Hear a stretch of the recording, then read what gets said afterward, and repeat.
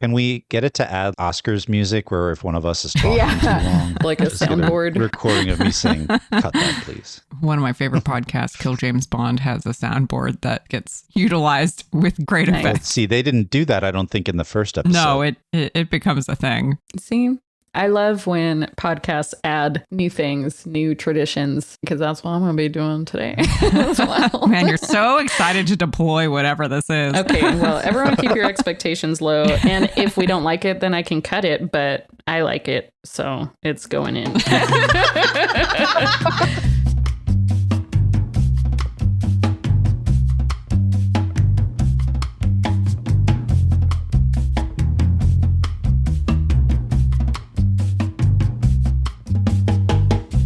Hi, everyone. Welcome back to another episode of Lights, Camera, Accolade. Today, we are discussing the 15th Academy Awards, which means movies that were mostly released in 1942. I'm Sarah. I'm Jake. And I'm Abby. And prepare yourself, sit down, get comfortable, because I've got some context to put the year these movies came out into perspective, what was going on in 1942. Right. So, deep breath.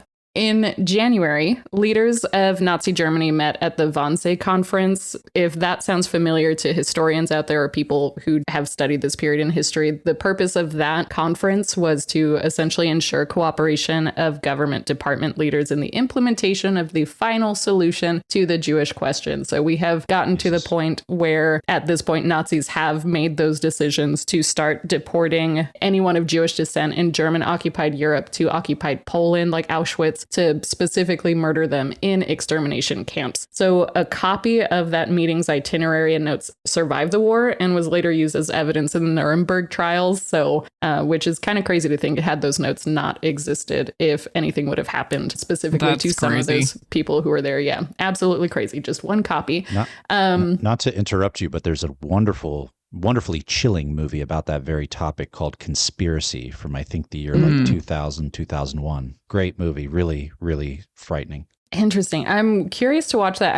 I saw recently on Netflix, there's a movie called Nuremberg, or it might be a limited series with Russell Crowe that just came He plays out. Goering, yeah. Okay, so obviously this is a time period that I think in modern times, we see a lot of movies that go into what was going on here. I think modern viewers, modern listeners, largely, when we think of World War II, this is kind of the front and the time period that we most think about, also because obviously this is the year that America officially entered the war. That's what makes a war real. Yeah, it makes the war real, which is just, it's so great because it's like our failure of teaching history, right? To remember that there were other fronts in the war and that discrimination against Jewish people started in 1933, but was mostly like violence and economic pressure to get them to voluntarily leave the country. And then once they invaded Poland, you start seeing things like mobile death squads. So everything kind of escalating and culminating over those 9 years, which then led to that conference, the final solution, and extermination camps. So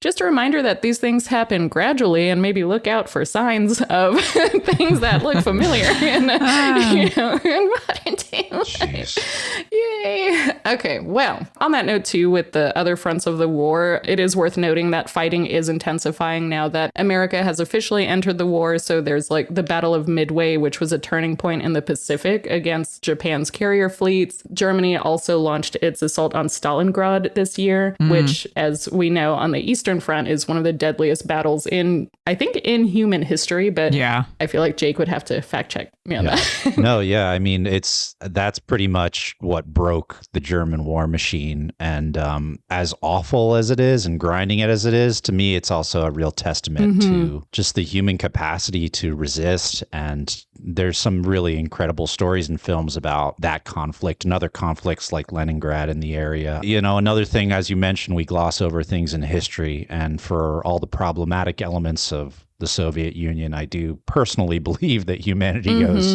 a great deal of thanks to them for that. I think another aspect that is really glossed over, because it's something that I have basically no knowledge of in terms of World War II. When I was researching, I saw this year also in Northern Africa, Britain and the Allies stopped the Axis advance into Egypt at like El Alamein, which like This, again, I went to public school, so it was like there was fighting in North Africa. Oh, they don't teach you all this stuff in school, Sarah. No, that was the precursor to like the continental invasion of Europe. It was necessary for them to secure the Mediterranean before they went up through Italy. Gotcha. So that was like a lot of people who are like a little bit too into the German side will talk about how General Rommel was such a good general. Well, that's where he was defeated in Northern Africa, mostly by the British, but also. Yeah, that's what I was going to say. I think it gets considered the first real victory that Britain had over the Germans. Yeah. And again, they had been such a getting their gap asses in my beat up. knowledge. Yeah. So that's kind of what's going on. I guess major things in the war this year in secret is also when the U.S. launched the Manhattan Project. So starting to gather people to try to build an atomic bomb before Nazi Germany can. And while we're in the U.S. looking at what's happening there, obviously the shock of Pearl Harbor was still pretty fresh, which brings us to an unfortunate chapter in American history where Executive Order 9066, which is what led to the forced relocation and incarceration of more than 120,000 Japanese Americans during that. So that's cool. I guess the language was technically broad enough to include whatever enemy aliens, but it very, very much impacted Japanese Americans more than Germans or Italian Americans. Yeah, I think you just had a few thousand Germans and Italians, et cetera, incarcerated. Right. And most of those, Right. they might have had political ties or something like that versus just being anyone. Yeah, just being ethnically German or Italian. Yeah. So not a great time, but we talked last time about the defense factories really amping up production during this time. And that became even more true once America entered the war. And so this is when you actually get like Rosie the Riveter, who we mentioned last time. So women are pouring into those factories, but there are still labor shortages. And this was the year that the Bracero program went into effect and was passed, which is what brought Mexican laborers into the U.S. to sustain agriculture and industry, while so many other people were, shipping off to war. So it kind of solved a wartime labor shortage, but obviously reshaped American agriculture and immigration for generations in establishing kind of that migrant labor system that still underpins a lot of U.S. farming today. It didn't end until the 60s, but the contracts promised minimum wages, adequate shelter, food, but obviously they experienced wage theft, unsafe conditions, and exploitation, which is still, ongoing today. I did not know about that. Thank you, Sarah. That's interesting. Yeah. But meanwhile, shifting our focus to Hollywood, I feel like the movies that were really popular and coming out at this time blended a lot of romance, a lot of patriotism, wartime resolve became big themes and kind of heavy on the propaganda side, which makes sense. Yeah. And I found out, I don't know if you guys already knew this, but around this time, 5 directors actually left the studio system so that they could serve in military film units, specifically so they could record and show the war back to the American John Ford front. did that, right? Yay. So it was Frank Capra, Of course. John Ford, William Wyler, John Huston, who was Dodsworth's son, Damn, Angelica's all the dad, greats. directed Maltese Falcon. Yeah. And then George Stevens, who directed Alice Adams and this year's The Talk of the Town. So those 5 all left, and their documentaries and training and propaganda films kind of shaped how America understood the war. And there's a documentary about it that it's actually on Netflix called 5 Came Back. I haven't fully watched it because, like, spoilers. Do they come back? Do they all come back? But I think they also on Netflix include a lot of the actual documentaries themselves that they made. So I kind of want to watch those once we're through a bit more of this time period. Really cool. Yeah, this year, actually, John Ford and Frank Capra were both part of a 4-way tie win for Best Documentary based on some of the work that they were already doing this year. And this is where my conspiracy comes from, why we dropped from 10 nominees to 5. So it's like, yes, wartime means fewer movies are produced, but I honestly feel like it's because 5 of the best directors left, and it made everyone realize that like 10 is too many. They were like, we cannot even think of 10 good movies. So by the end of 1942, obviously the war is still far from over, but it does seem like a turning point in a lot of ways where the Axis advances starting to actually stall. Any thoughts on that? I do have a second segment to shake things up. No, just, I mean, I learned a few things from that. So thank you, Sarah. It's putting seriously. much more color into some of the movies. You're so right. That patriotic bend and that like outright propaganda bleeds through this year, sometimes in a way that's very interesting historically to see, but other times in a way it's a little grating, but we'll get into it. But just how foreign to think of like well-paid, well-to-do Hollywood stars, you know, enlisting in the military to fight for their country. But then again, World War II was a legit good war. I mean, it's not very common that happens, but that was one that it's good that we fought and won, in my opinion. Yeah, I definitely agree. And I think this second segment is, for me, something that helped add even more color to really conceptualize how short history really is. Or at least, like I said, for me, it does this. So you're gonna make us pretty feel much old. Make some people feel old. So I caught myself wondering while I was watching some of these, like, we haven't seen some of our favorites in a while. And I was like, have they left this mortal coil? Like, are they gone? No. You know? So pretty much this little segment is looking at relevant or surprising famous people who died or were born in the year that we're set in. Title for the segment to be determined. I was thinking passing the torch or like reincarnation roulette. So I like that. It's kind of Buddhist. I like that. Right. Yeah. Reincarnation roulette. And then, you know, people can form their own theories over who got reincarnated into whomst. Got it. Perfect. I love it. Okay, so deaths in 1942. And I wish we started this earlier because I know we missed some pretty important deaths and births, but we're starting it now. Sorry, everyone. You can do your own research. Now we're capturing all the boomers, at least. Yeah, which is kind of crazy. Yeah, that is crazy. Just you wait. Just you wait until you hear Oh, no. Okay, go on. So, all right. So deaths in 1942, our friend John Barrymore. So obviously Drew Barrymore's grandpa. Yeah, he was pretty young. Obviously, he was more important and very influential in the silent era, but we did see him at least in Grand Hotel and then technically in Romeo and Juliet as Mercutio. I felt like he was kind of phoning it in that one a little bit.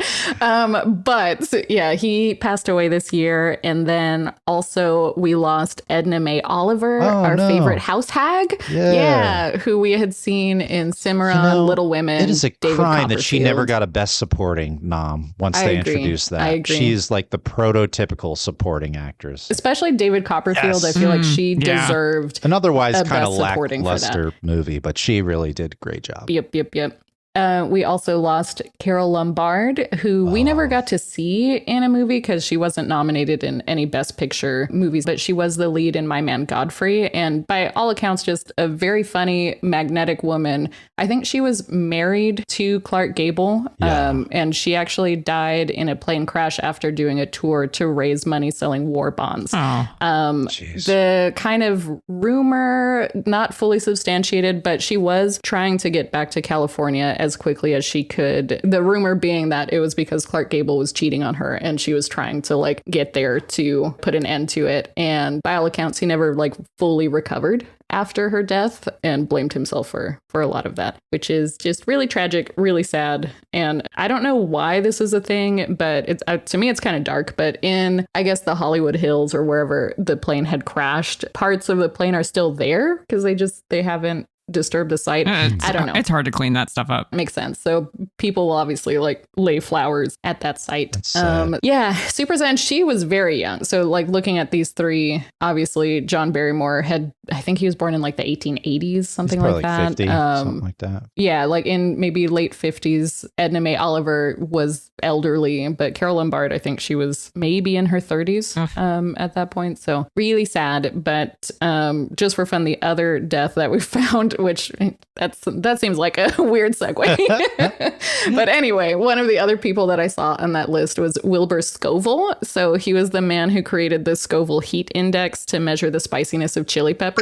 Wikipedia says he died of unknown causes. I think we know. I have to imagine it. Yeah, I think we know. He tried to go too high on the scale. So we thank him for his service.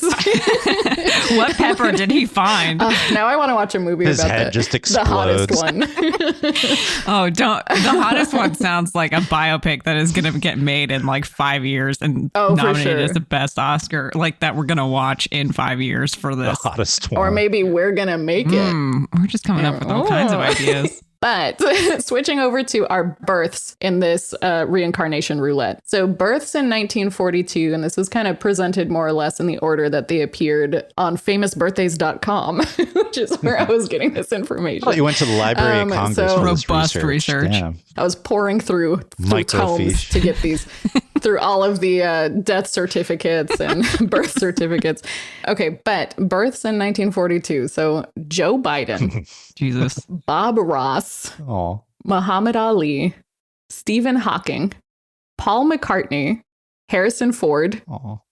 Aretha Franklin, Judge Judy, Jimi Hendrix, Barbara Streisand, Martin Scorsese. Wow. So our favorite house hag is definitely Judge Judy, right? For sure. Edna Mae Oliver definitely is Judge Judy. She's Judge Judy, 1,000%. Oh, that's okay. Yeah. I'll tell you what I think. I think that Clark Gable's energy transferred through Carol Lombard into Harrison Ford because I think they are very similar. Like she captured a piece of his soul and took it with her. Yeah, I don't mean to gloss over her own soul, but those are two people that I view involved that are very similar. Which is a compliment to both of them. Some of those people have aged way better than others, let's be honest. Literally. So, yeah, no, definitely. My reactions when I was looking at these were like a combination of shock that they were that old or just like surprise that all of these people are the same age. Yeah. Like, honestly. McCartney was in the new Spinal Tap movie. He was pretty sharp with it. You know, Ford just gave a great speech getting an honorary award. Scorsese's always hilarious when he's on TikToks with his daughter. And then you've got like Joe Biden, God love him, like slurring his speech every time he tries to talk. So you just never know how it's going to turn out. Yeah. Well, I'm ready whenever you guys are to start talking about some of these old movies. These Joe Biden old yeah, movies. Literally, that's about to say. That was delightful. Thank you. I'm really looking forward to that. Yeah. All right. Are we ready to jump in? Yes. All right. So our first movie is 49th Parallel, which follows 6 Nazi submariners whose failed assault on the Hudson Bay forces them to travel across Canada and into the United States if they want to make it home to the loving arms of the Third Reich. Along the way, they're picked off one by one thanks to a star-studded cast of Canadian patriots from different walks of life. While the 49th Parallel debuted too late to fulfill its original intention as a propaganda piece meant to sway the United States into joining the war, the spirit of appealing to the U.S.'s sensibilities remains in the mouths of their closest neighbors' characters. Canadians, albeit largely played by English actors, are all looking across the border saying, wouldn't you like to be more like us than them? True enough. You're so right. There's that running through theme of you don't want to be a bystander to what's happening, right? And the ending really captures that, where the last Nazi, the leader, the most ruthless of them all, he survived and somehow made his way on a train to the United States. And his plan is to get to the German consulate and get diplomatic protection. But because of some technicality with them being undeclared cargo, him and a Canadian soldier he's stowed away with, unbeknownst to the Canadian soldier, him being a Nazi, the American officials are able to send them back and kind of tip their hat in the direction of the Allies. So a little wink, wink, nudge, but like you say, a little late to the party. And like importantly, that Canadian soldier who stowed away with him is AWOL. Yeah. Right. So he really is sacrificing his own chance of like escaping the war essentially by being like, kick us back. It's a great point. I mean, potentially he can go stow away on a different train, but you know, he's taking that risk. What's there? Yeah. Yeah.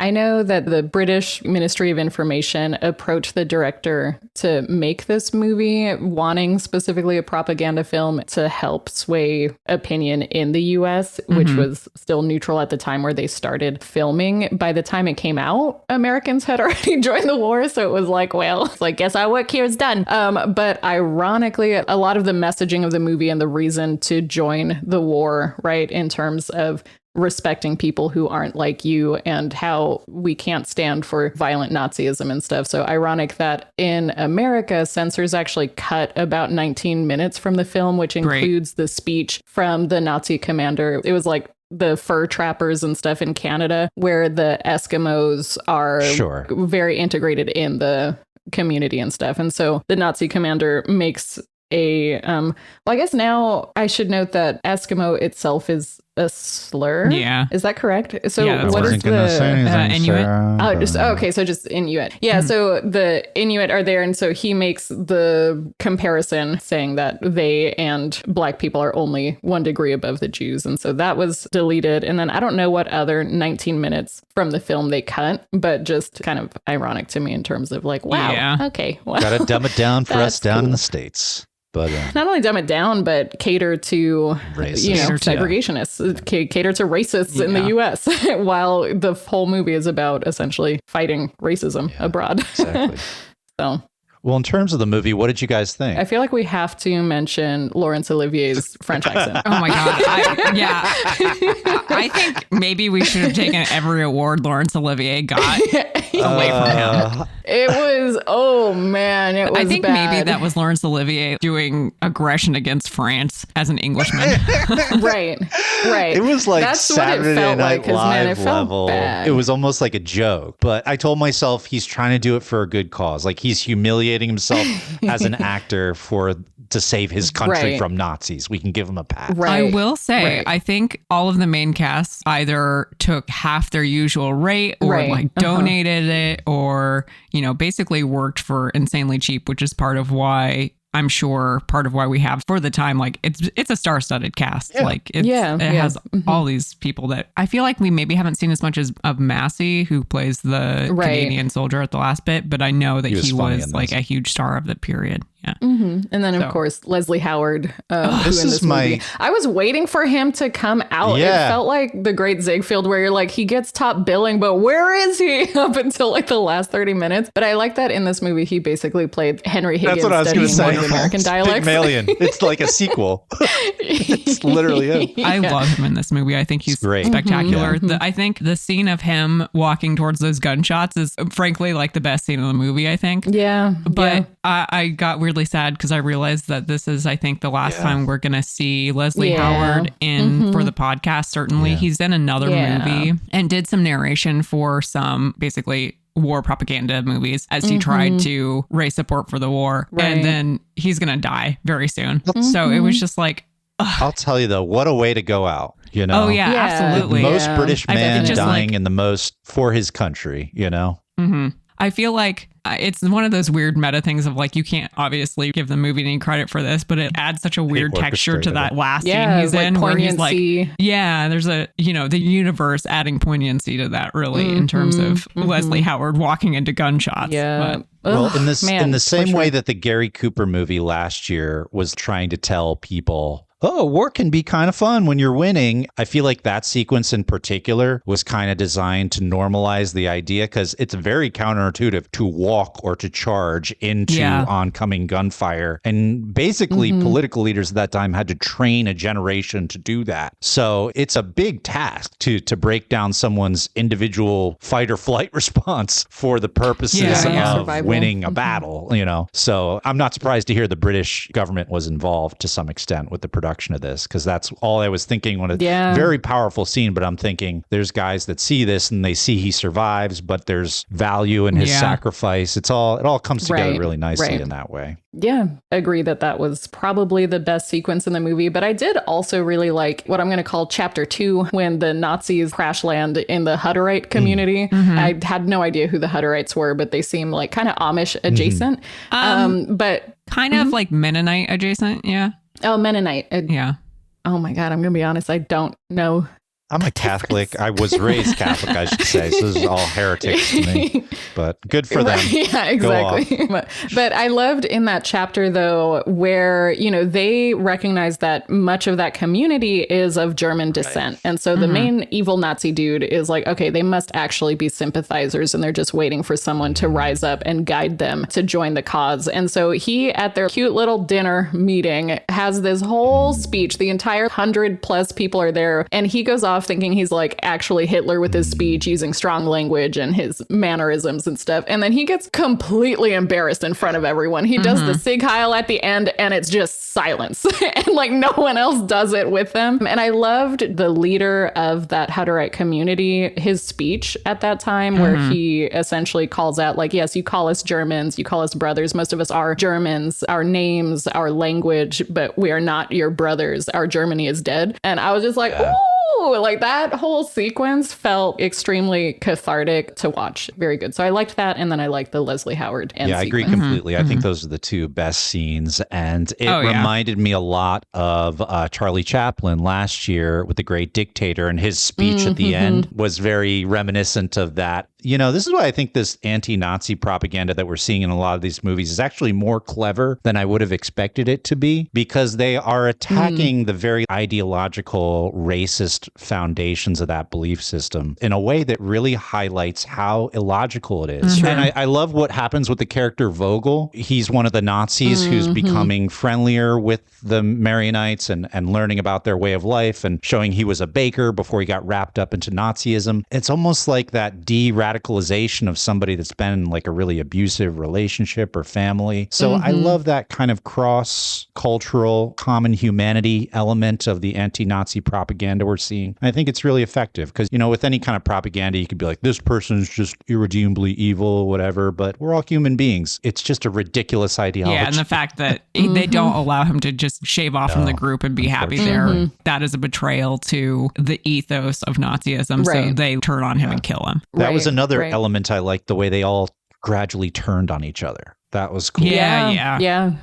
I to be honest, I really liked this movie a lot. I thought it was interesting. It was interesting to see like an action adventure from the perspective of bad guys. Yeah, I think I want to say this is our first Powell and Pressburger movie. So Powell's the director and Pressburger, I believe, is the producer, and they're going to make a bunch of movies from here forward together, including like one of my very favorite movies, but we'll get to that later. But I think it's really interesting to see what they were handed, which is essentially, hey, can you make a propaganda movie about U-boats? And they're like, yeah, definitely. And this is what they did with incredible. It, which is very, very fascinating. Yeah, there's always an argument, and I think it's a good one to have, about whether it's inherently builds sympathy to center or have a protagonist who's really problematic and to even explore like fascist ideology in this way, like with that person being the point of view character. And I think this movie is a real testament to the idea that that can be executed effectively. Yeah. Agreed. Yeah, very interesting to have this action adventure movie / survival movie centered around a group of Nazis who the viewers are hoping don't make it ultimately. But it was inspired a bit by Agatha Christie's 10 Little Indians And Then There Were None, which is like that narrative follows a group of people where you kind of lose one by one in various different ways. So a little bit of a like horror mystery element there. So pretty cool. I do also just have to shout out that even in black and white, Canada is so gorgeous. It is. Like some of these sequences, I was like, is this Banff? And I think there was a sequence in Banff, but just like the trees, the mountains, the lake, again, black and white. But I was still just like, man, I gotta go there. I can't wait for it to become part of the United States. Oh, no. Oh, no. Take that back. No, I need to be sent to the Maronites. Sorry. the Hutterites. Sorry, shit. Show some respect. They're all heretics. Whatever. Wow. Jake personally is trying to throw out the Hutterite community, much like they've been done for like all of history. We can cut it later if we need to. All right. Anything else to say about 49th Parallel? Nope. Other than the fact that we are about to enter a desert. In my opinion. Yeah. I will say, I think maybe the last thing is the opening theme on the score is really excellent in this movie. Like immediately jumped out to me as like, I would actually listen to this song in 49th Parallel. I'm going to go back and check. I didn't take a note of that. It's got a good theme.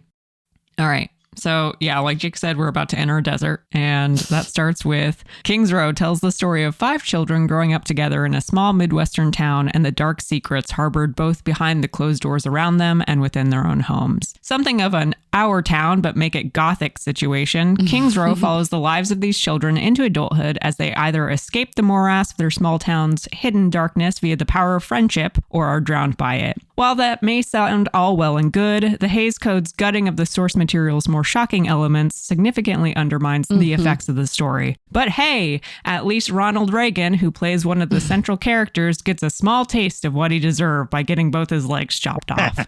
But then he directly went on to name his autobiography this really after the... This was a flower in Ronald Reagan's cap. So if you decide to watch this movie, listeners, find a way to watch it that doesn't pay the Reagan estate, please. Yeah. The score for this movie actually was, I thought, very good. It's Eric Korngold who did Captain Blood, which was, I think, the first score that stood out to me. Like, oh, this sounds like a movie score. Yeah. And this score did directly inspire John Williams for Star Wars. And I feel like if you listen to it, you can also hear hints of the Superman theme and specifically the main theme for A New Hope. Like 80% of it is in this score for sure. You know what's so funny, Sarah, is I remember you said we both found a Star Wars song reference. I was thinking of a different thing. So there's two this year. That's incredible. Interesting. I'll tell you mine later. Interesting. Yeah. But I do know also like Reagan used the score for his inauguration as well. So it's just like you just can't even enjoy the parts that are good about this movie. The worst part to me about this is that I fucking hate saying this, but he's not even terrible in this movie. He's okay. That's what I was going to say. You know the movie is bad when, aside from Claude, of course, he is the best actor in it. Everybody else is dog shit. Yeah, the main dude was very flat. Bad. The main dude, the crazy girl Cassie, it was like so melodramatic to the point that it was like it was like high school, not even opening night of the play. It was like several weeks before you're still working the kinks out level acting. I was frustrated by. But this is my least favorite movie we've seen. I know that's very extreme to say, but it was fucking nuts. Like, here, think about it. So Claude, who I'm not, it's not all about Claude, but the fact that he kills his daughter and himself and is lauded as a hero for it, crazy. Right. To like free this young man who he's developed a bond with to pursue his career in psychology. What the fuck is that about? My note on that was this man would rather kill his own daughter than let some promising young man's life be ruined. Oh my God. Genuinely insane. But the horrible misogyny doesn't stop there, because later on, when there's the threat that Reagan's earlier love interest will reveal that her doctor father amputated his legs unnecessarily, our supposedly sympathetic main character says, I can silence her. She can be put in an asylum. Even though she's not mentally ill at all. Yeah. So how the fuck are we supposed to root for any of these people? Not that you have to in a movie, but that's what the movie is trying to say. And it is batshit. So it's all over the place. Holy shit, they're literally institutionalizing her to protect Drake with like 10 question marks. For his feelings. Yeah. Protect his fifis. Yeah. It's crazy to me. So the original novel that this is based insane. I actually want to read it. I'm not gonna lie. I would be curious to read it. But there's all this content, like our friend Claude, his character is abusing Cassandra, sexually abusing her. Incest. Yeah. And he kills her for that, basically. And that's what like destroys her as a person, right? Which like that makes sense instead of this inherent madness that's deep within the psyche of a woman. And and then there's also some elements, I believe, in the book of homosexual stuff between maybe not quite as overt as that, but there is some homosexual lens for the two friend characters, Drake and now that was there in this whole movie. I'm not gonna lie. Their reunion was so romantic when he like runs to him in bed. I was like, all right, listeners, absolutely. we have another throuple except not really. But the gutting that to make this fit the Hollywood standards at the time. You look at it and go, if you couldn't do these things and had to instead be like, she's just crazy and it's a good thing that we killed her to save this guy. Oh my God. I just don't know why. It seems crazy to me to be like, I'm going to adapt this anyway. Yeah. I don't get why you would make this. In general, thought that it was absolutely crazy. Even the screenwriter was like, how on earth are we going to make this get past the Hays Code? Like, this novel is absolutely crazy because there's abuse, there's incest, adultery, suicide. It very much is about like how dark these small towns, because I think the sign at the beginning was like, our town is good, basically. Yeah.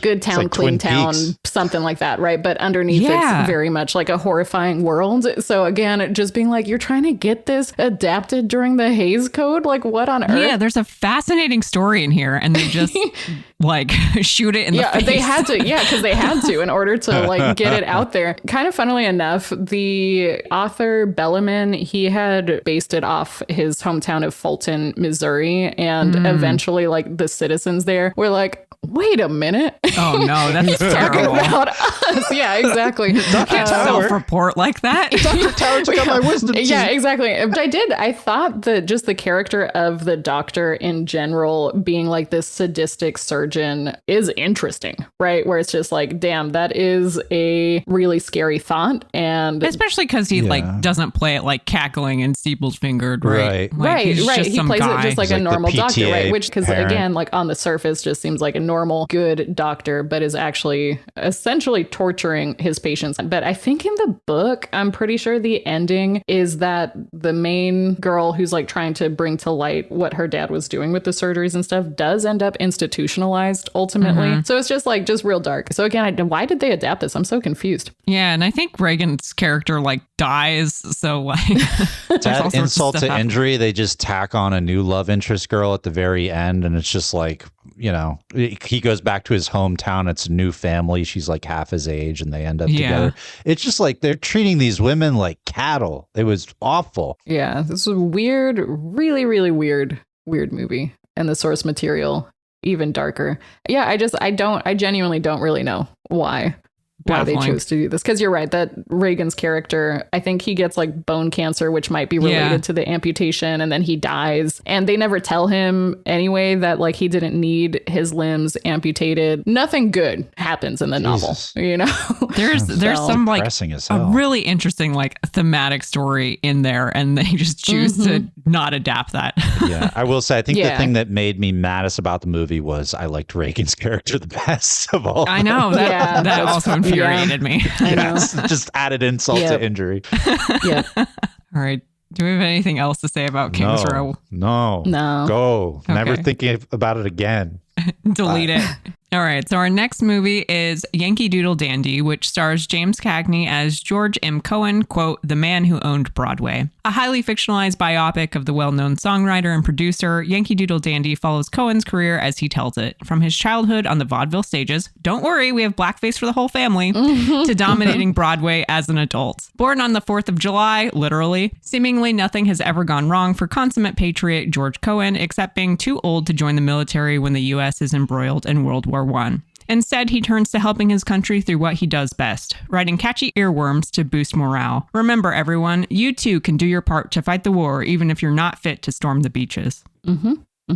Well, Sarah, you said you were missing James Cagney, so I'm so sad because for whatever reason, I'm like, I love James Cagney. I feel like we need to watch some of his gangster movies, even though he got his start in vaudeville. So like, I do think his physical comedy and everething here wonderful dancer was well done. Wonderful dancer, wonderful energy. But God, this movie sucked. It was so boring. It was just really bad. And also, like, why can't we watch a Cagney movie without blackface? Because there was that boat crazy that maybe also it's in his had it. contract. I was like, why is no? Funnily enough, I think so. Cagney didn't even really want to make this movie because he was not a fan of George Cohen. Because since the Actors' Equity Strike in 1919 coincided with producers, and so Cagney and 15 other people in Hollywood were named in the grand jury testimony and were subpoenaed by HUAC, House Committee on Un-American Activities, which I found it's created in 1938, but it doesn't become like a standing committee that's permanent until 1946. It's the case with a lot of these institutions, you know? It's interesting. Yeah. Like you leverage what you already have because making something new would be outrageous, but you can expand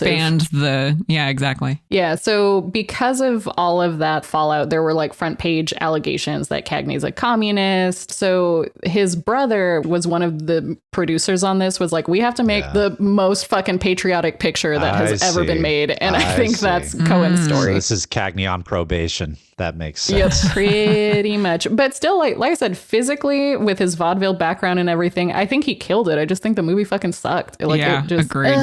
Here's the thing. I love positive portrayals of Irish values. There was a lot of that earlier on. I love FDR, although I don't think that when Cagney was portraying FDR on the stage, number one, I think it's a little messed up to have him be tap dancing. But number two, I don't think he sounded like FDR at all.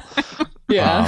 I'm glad you caught that. But yeah, it was so boring, this movie. I was just like, if you're going to be a musical type movie, you got to have some like variety. Yeah. You got to have like different characters come in. It was just so repetitive. And, you know, I mean, I don't really like the United States. So if you're not, I like that we defeated patriotic Nazis in this time. And I like that the New Deal was going on, but it is just wailing you over the head with the patriotism. It's a lot to handle. And as someone who usually likes musicals, and it was kind of cool to be like, oh, that's where all of these very familiar tunes and stuff come from. I will say, even though I was very bored, the ending sequence where all the American soldiers are preparing to go to World War II and they're like singing the song after he gets the medal and he's just like really moved and everything. Especially knowing that at this time, because the U.S. had just joined the war, the theater was probably full of people who knew loved ones who had just deployed. Like it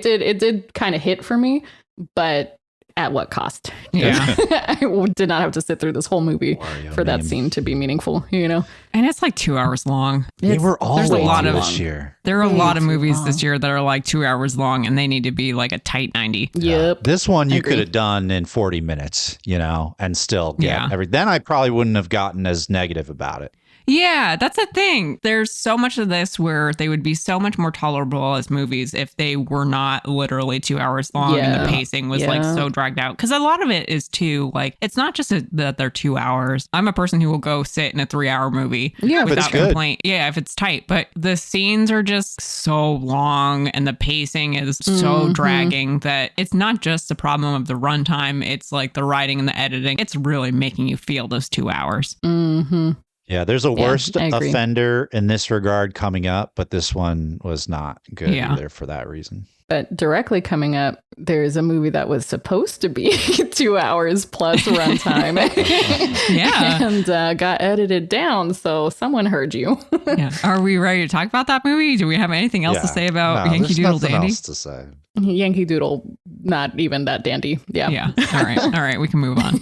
So our next movie, which is not 2 hours, is The Magnificent Ambersons, which was directed by Orson Welles, but critically not fully edited by him, which follows the decline of the Ambersons family and the social changes brought along by the advent of the automobile. When George, the spoiled son of the titular family, whose star is falling before he's even born, it's significant that George and his mother are technically no longer Ambersons by way of a loveless marriage, returns home from faffing around at college, he thinks his place at the top of the social ladder is all but assured. But as his family's wealth fades and his mother looks to rekindle an old flame with Eugene Morgan, an inventor on the rise, George will do anything to stop himself from becoming displaced, both from the top of the social order and from the center of his mother's attention. But change is coming whether anyone likes it, regardless of who may be hurt by it.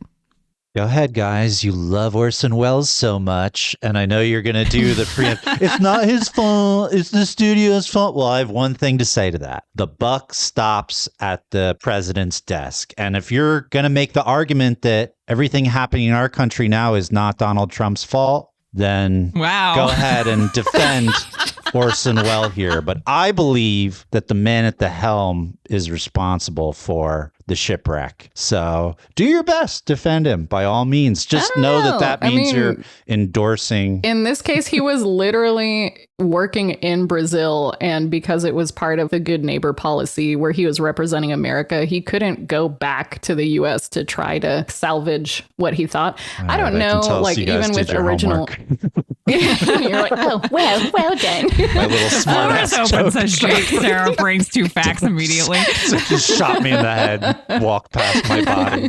And also my favorite movie is Cavalcade. Shut up. No, it's not my favorite. Never forget.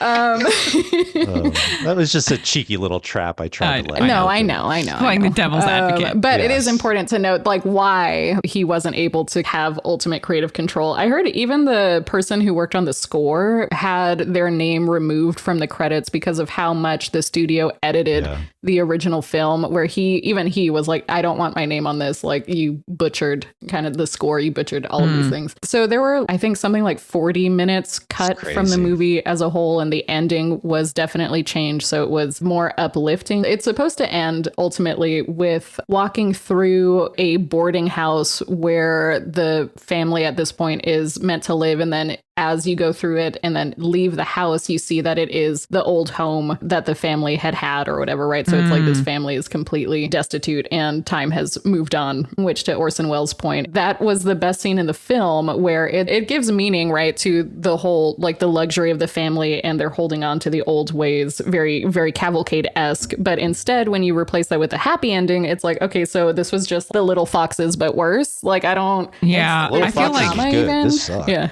Yeah, Little Foxes were really good. Yeah. Yeah, I agree. It's like, this is very much Little Foxes, but mangled. But I feel like it's crazy to me that happy ending is tacked on because it would have been so easy. So like you watch this guy like get his comeuppance essentially. And the very first thing is he gets born and he's the most annoying child in the universe. And everyone so in town annoying. is like, can't wait for this kid to get his. Like this guy sucks and he continues to suck. And it would be so easy to end it on the scene where he is literally kneeling in front of his mother's deathbed. I thought it was going to end there. Yeah. Like if you're going to chop it way down, that's actually a perfect place to end it. Maybe it doesn't do all the things that it was intended to do, but it at least has this closure and this narrative arc based on this character who's been made central. But it's just like the tacking on of the happy ending at the end or nominally happy ending is just so weird in a movie that otherwise is so disinterested in that concept. Right. It's like, okay, he just gets bailed out. That's cool. Yeah, it sucks. Cool. His mom dies the really and then he learns a frustrating lesson. thing here is you do see those glimpses of Orson's genius at various points. There's a great shot with the shadow of the mother between, I think, the son and the aunt talking. And there's this quality to the scenes between George and his aunt that for me felt very ahead of their time in that they are so off the wall. Like the aunt just is like batshit. When she mimics his laugh the one time, that was so like, it's such a modern thing where I was really happy to see that. I was like, okay, Orson, I'm here for you on that. But it's so destroyed by the oppressive hacking and slashing of this movie, I can tell. And the thing is, you know, you got to counterbalance George a little bit more here because I was so weighed down by how much I hated that character that it made it really difficult to find other redeeming. I know that's like,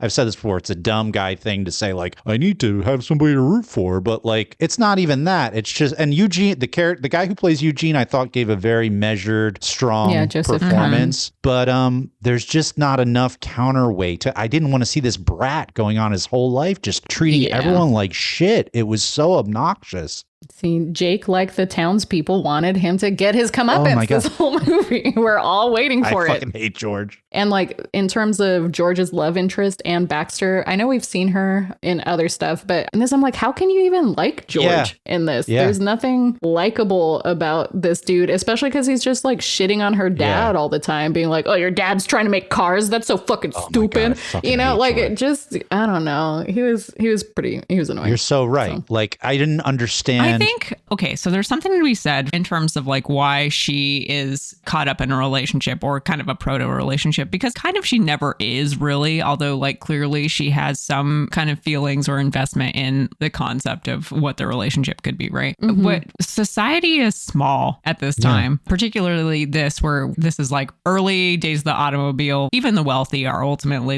have a small social circle. Yeah. And this is the person who you are stuck with in a lot of senses of this is the option unless you want to go somewhere else. Even if you don't necessarily care about the relationship, there is a relationship there regardless of what your feelings are about it, just by merit of the fact that this is the person you're seeing all the time. Although I did like the father asks about George and she gives a veiled response. You know, one time there was a tribe of Indians and one of the Indians was so annoying, they just put him on a canoe and floated him out into the water. And their father's like, I understand exactly what you mean. I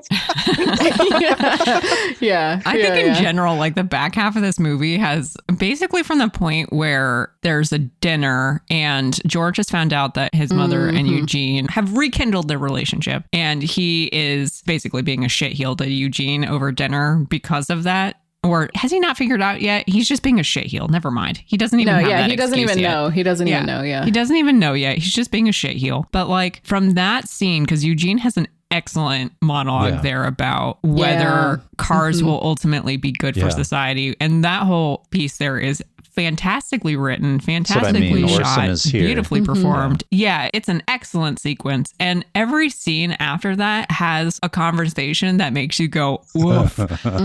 George needed to get over his mommy issues. There's so many weird child-parent relationships this year, I feel like.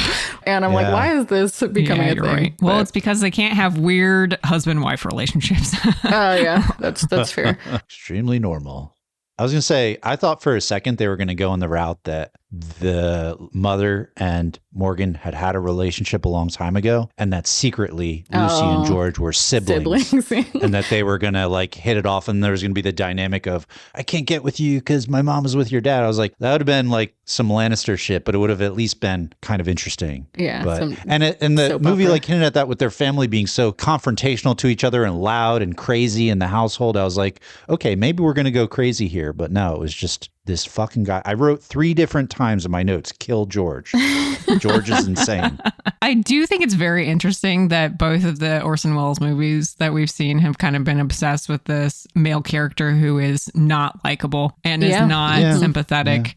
And Orson Welles is very aware of this in terms of like deconstructing who that person is, which is fascinating. But yeah, I'm very curious what this would have looked like in its full form, because it was a movie that Orson Welles was very proud of. And again, I think the happy ending really undercuts a lot of what was building in that second half.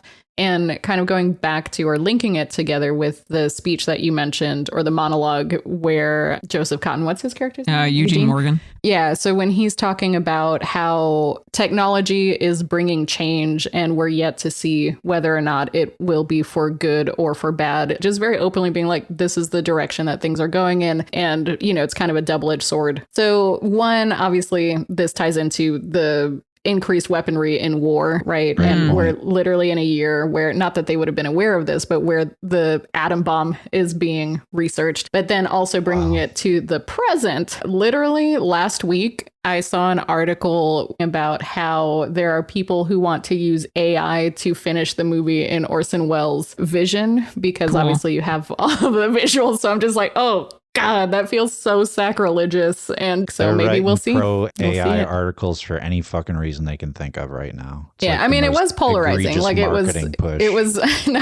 was very much an article where it's like, what are the ethics surrounding this sort of thing? But specifically, you know, choosing a movie like The Magnificent Ambersons, which has been surrounded by that knowledge that it could have been really good, but it was one where the creator had no say. And so it got butchered and turned into a more or less forgettable movie. What would it be like to actually have seen his vision? And then so it kind of is low hanging fruit, right, for that concept of like, well, what if we used AI to make movies? And it's like, please don't. Please don't do that. So, yeah. But what a great connection to draw. That's awesome that you've realized that. God, some themes are timeless, you know?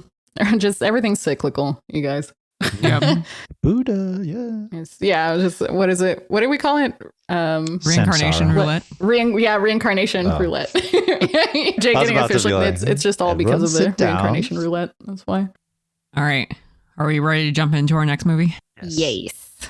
All right. So The Pride of the Yankees stars Gary Cooper in this homage to the beloved baseball player Lou Gehrig, who had died only the year prior in 1941. The movie is a love letter to Gehrig's life as a son, husband, and team player, and follows his life from boyhood through college. Please ignore Cooper being visibly ancient compared to his schoolmates to the major leagues, and ultimately culminates in his early retirement due to the effects of ALS. A fairly plodding from birth to near-death biopic, it would be easier to forgive the stale first hour and a half, the movie's 2-hour runtime, in the name of cultural sentimentality, if the last 30 minutes, give or take, weren't so effective. As it is, Sam Wood's bland, bordering clumsy direction sucks the life right out of the story and leaves poor Gary Cooper in the perhaps apt position of making the best out of a bad situation.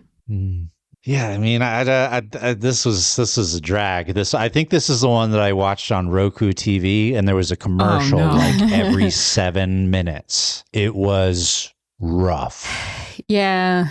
Pacing, this is absolutely, I think, the main offender this year of did not need to be this long, for sure. But I do, like, I don't know, I here's where my sports knowledge is at this point. Like I knew Lou Gehrig was a baseball player. All right. I knew about Lou Gehrig's disease. I was like, okay, I know that he was a prominent figure who got ALS, and that's why it's like it's commonly known in the US as Lou Gehrig's disease. Trying. Yeah, thank you. You weren't like Christopher Moltisanti on The Sopranos. Like, you ever think about how crazy it is that Lou Gehrig got Lou Gehrig's disease? Yeah. No, I was at least one step a little bit more informed than Christopher. But I didn't know how much of like a baseball hero he was. And so that's something that I definitely learned from watching this movie. Like 2,000 consecutive games truly puts into perspective how impactful the disease was and how his diagnosis brought attention to it. Like it'd be for 90s kids, it'd be like if Michael Jordan got some crazy disease that caused him to retire early. Like at the peak of his career. That did happen. Oh, yeah. Okay, but that's how much I only know Michael Jordan because of Space Jam. All right. Nerd. But yeah, so peak of the career, captain of the Yankees, like one of the most beloved teams in one of the most beloved sports in this time in the country, especially. Right. Depends who you ask about beloved team. Yeah, like what, polarizing maybe, but at least one of the most famous teams. Also love seeing like Babe Ruth playing himself was pretty cool. And again, just going back to our reincarnation roulette, I forget, to me, I'm like Babe Ruth, that must have been like in the 20s. And then there's just like, I don't know, knowing that it was this recent to being able to actually see him in the movie. And as you mentioned in your summary, Abby, Lou Gehrig dying the year before. I'm like, all of this is absolutely still fresh for the Yankees players who are making appearances in this movie. And I feel like especially the scene at the end where he gives his speech, like there's not a full recording of Lou Gehrig's actual speech. They do have more or less like the speech like written out, but there are some clips from it that you can watch on YouTube. So I don't know, just like a pretty powerful speech. And I think seeing how affected Babe Ruth was listening to it, I'm just like, he's got to be thinking about someone that he like played and knew for so long. Right. Like it must have been just very emotional. So that final sequence, especially. Yeah, that part is excellent. Once he started dying, I was enjoying it. Yeah. But everything up until that fucking sucked. And I have to tell you, I do not like Gary Cooper as an actor. I'm ready to come out about that. I don't even think he's really an actor. I think he's just Gary Cooper. And like, if you like Gary Cooper, you like seeing him go, okay, oh, yeah, okay, over and over for 2 hours. Like, good, be there for it. But like, this dude never plays a different character. He never has any kind of emotional range. I just do not get it. I really don't. And it was like, I reached my breaking point with Gary in this movie. But you're right. The final speech is affecting. But that's really Lou Gehrig, to Lou Gehrig's credit. Yeah, absolutely. Not to the movie. And I wonder, because in the beginning, in the opening credits, you know, they give a thank you to Mrs. Gehrig. And I'm like, was a lot of the movie based around their relationship because she was very involved in making the movie, you know, which their relationship was cute, you know, their relationship was cute. But again, it just like it very, very, very long movie. And the last 30 minutes are, to me, they're strong enough to have not been like mad about watching this movie. And I think it really starts with when he starts feeling the symptoms. So he's not even diagnosed yet, but there's a really beautiful sequence where he decides to sit out in the dugout instead of like taking his turn. And that's like unheard of. And so the sequence where he goes down there and he's just like walking through the dugout where you can see the game and life continuing. I mean, it's a shame that that's vantage a screen because it looks like shit. But it looks like, but like conceptually, you gotta like imagine, imagine. Conceptually, you gotta great. feel the feelings there. Conceptually great. And just like having him walking past all of the other teammates on the bench until he finally gets to like the end and sits there or whatever. And then from that point on, getting the diagnosis and then ending in the final speech, I think we're all very, very good. I did make a note in here. Well, 2 notes. When he's talking to the doctor, I was like, are baseball metaphors necessary when receiving a fatal diagnosis? Because it's so much of a like, how many strikes, doc, you know, or whatever, right? I'm like, you really don't need to be doing all that. Like, I don't think this is how this actually played out. And then I wrote in there too, like, good thing it's not the doctor from Dark Victory where he would have just lied about stuff. But George Brent starts a gay relationship with him. Honestly, I'd watch that. No, but asterisk, because I did more research. And of course, in that scene where Gehrig is talking directly to the doctor and he gets that dismal prognosis and life expectancy, like it's all laid out for him because at this point, obviously, viewers know that Lou Gehrig died. But in reality, the doctors at that clinic kind of gave him unrealistic, optimistic picture of how his condition would proceed and prospects. I mean, but it was reportedly the wife's request for them to not give him the news as bad as it actually was. So they gave him a quote 50% chance of keeping him as he is, and that he might need a cane in 10 or 15 years, which was obviously like that's a little way off. Yeah, exactly. But so that's just another example in that concealment of bad news from doctors, which was apparently common practice at the time, was not illegal. Were very striking here for sure. Yep. But yeah, last 30 minutes was pretty good, I thought. Yeah, I just think it's damning whenever you could like essentially, if you watch the last 40 minutes of this movie, is you would get the whole movie. Basically. Yeah. Because you have that's so true. The 10 leading minutes of here's good career baseball man. And then the last 30 minutes, you have an emotional content. Impact. Impact. I fully agree. And it would avoid seeing Gary Cooper as like a 50-year-old. I was going to say, college you freshman referenced it, but it must be said for the audience. Gary Cooper goes to college and he's I looked it up. He's 42 at this point in real life, I guess. But man, he looks like you could tack another, by our standards today. It's a 1940s 42, which is like a 2000s it's like a solid 50 at least. Meanwhile, all his fraternity brothers, they're like, not another teen movie type, too old to be playing college. But he is like, old. And it's just, it's kind of comical, I guess, for that reason. I mean, it's kind of funny to watch that aspect of it, but I just apparently they tried to, from a movie making standpoint, they tried to do some things to soften that effect. So in black and white, you've got some more wiggle room. Did not succeed. But like,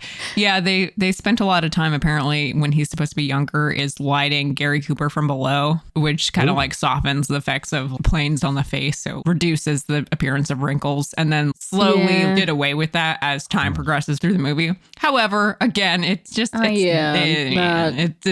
effective. Yeah. I feel like they needed the Citizen Kane person, whoever like did the de-aging for Orson Welles, because he genuinely did look younger in those early sequences and stuff, and then obviously played his own age, and then they did make up for his old age later. But Orson Welles would consistently be like, yeah, I looked better in that movie when they made me up to be a young man than I ever have in my life. It's just like they needed that guy, or like Jack Dawn, someone really skilled with now that would have been out here giving Jack Dawn his flowers. Wizard of Oz. He did Wizard of Oz. Let's forget that he did. Yeah, let's forget that he did The Good Earth. But on Gary Cooper's note, in terms of disliking him, I do just some Gary Cooper lore. But later in the 40s, he had an affair with an actress on, I think it was like The Fountainhead or something, some movie that he was working on. Yeah, which is already like, ugh. But I don't think it was nominated, so we're not going to see it. But anyway, he, in this affair, it was Patricia Neal, an actress we have not come across at this point, but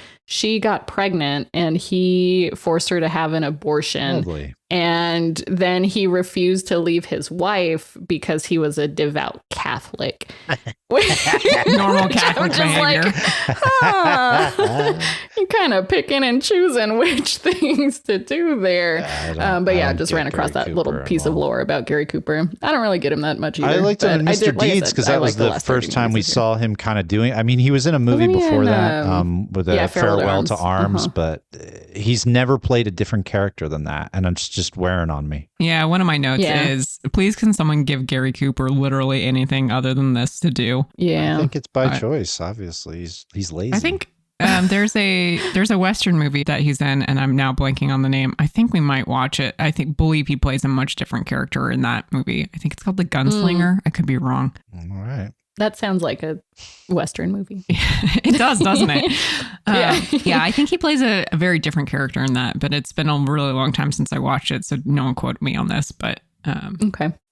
Well, two funny things. I think it's so funny that Babe Ruth was fat. It really is. And then that little boy. On that note, though, because I wasn't going to bring this up because this is not a baseball podcast, it's a movie podcast. But apparently, by the time of filming this movie, because he had already retired in like 1935, ancient, terrible health, and they brought him back for this movie to be like, stand up, Babe Ruth, in front of the camera. Yeah, but not only brought him back for that, he was famously heavy when he played too. Right, but they literally, by the time he retired, he weighed 270 or something by the time they brought him back for this movie. So literally for this movie, he was put on like a strict diet so that he could be a presentable weight before filming. And this was after he had like a heart attack and a car accident. And then they made him lose weight so quickly that he ended up having severe pneumonia and needing hospitalization after this movie. So I'm just like, oh my God, they almost killed Babe Ruth. He died at the end of the decade from, I think, colon cancer. So he wasn't a healthy guy.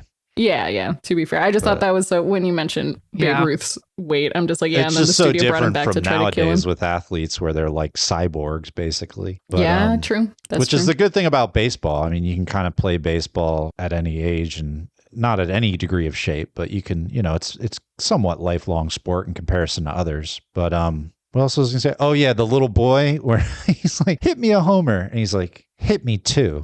It's like, you little, like, shut up, kid. Here's the problem with this movie, okay, that I keep coming back to is, so Lou Gehrig, Gary Cooper, gets charged by this small child in a hospital bed to hit him 2 home runs, right? Mm-hmm. And the movie spends probably, I'm going to say 20 minutes, but it might be closer to 10, but it feels like 20 minutes, on the drama of this baseball game where it's like, will Lou Gehrig hit the second home run? And I'm like, so at obvious. no point watching this do you think, well, he's not going to hit the second home run. Like, obviously, he's going to do it. So that's exactly why right. are we spending so long just toiling over this inevitability? Because Donald Trump was elected president twice in this country. I guess that's fair. Think about state fair. It's just rough. It's rough out there, man. Yeah. It is rough. But Sarah loved this movie. That's not what I heard. You just didn't need the first hour and like 20 minutes. No. 100%. All right. Anything else to say about poor Lou Gehrig? No, but I learned a lot and it was really sad. And he died young too. He was in his 30s. Like, it's just, 37. It's all sad. I had no idea. Well, now you can become a baseball fan. I only know Babe Ruth because of the Sandlot. I know Lou Gehrig because of the disease, and now because of the pride of the Yankees. All of your baseball facts being through movies is very funny. Hey, Sarah, who from Angels in the Outfield is playing now? That's true. Oh, shoot. I forget the dude's name, but there's a dude in the 70s who pitched a World Series on LSD. That's a funny story. Oh, whoa. He describes it really vividly in a later interview. It's so funny. That's amazing.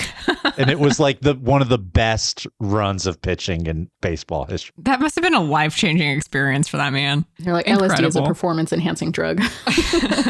All right. We ready to move on to our next movie? Please. We are about to get out of the desert. In my opinion. Spoiling your thoughts on this next movie. I would be shocked. All right.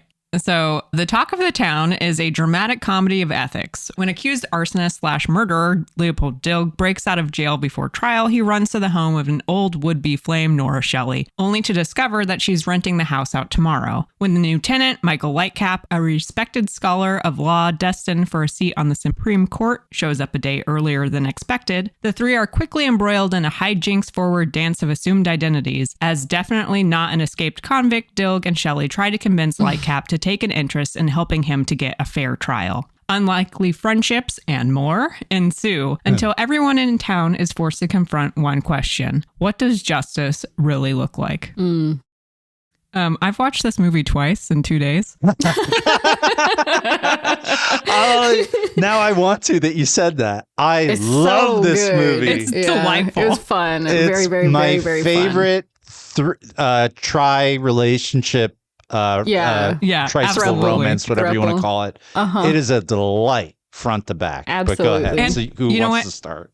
This movie is 2 hours long, much like many of the movies that we watched this year. I think it's actually a couple minutes longer than 2 hours. And It is so tightly scripted. It is beautifully paced. It is using every minute of its 2-hour runtime to such good use. It's excellent. It is wonderfully put together. Delightful to watch a 2-hour movie that is actually like using its time well. Perfect. A+. I'll tell you, folks, when you get to a movie like this in the lineup, it's just it was after that 4-movie dry run that we just described.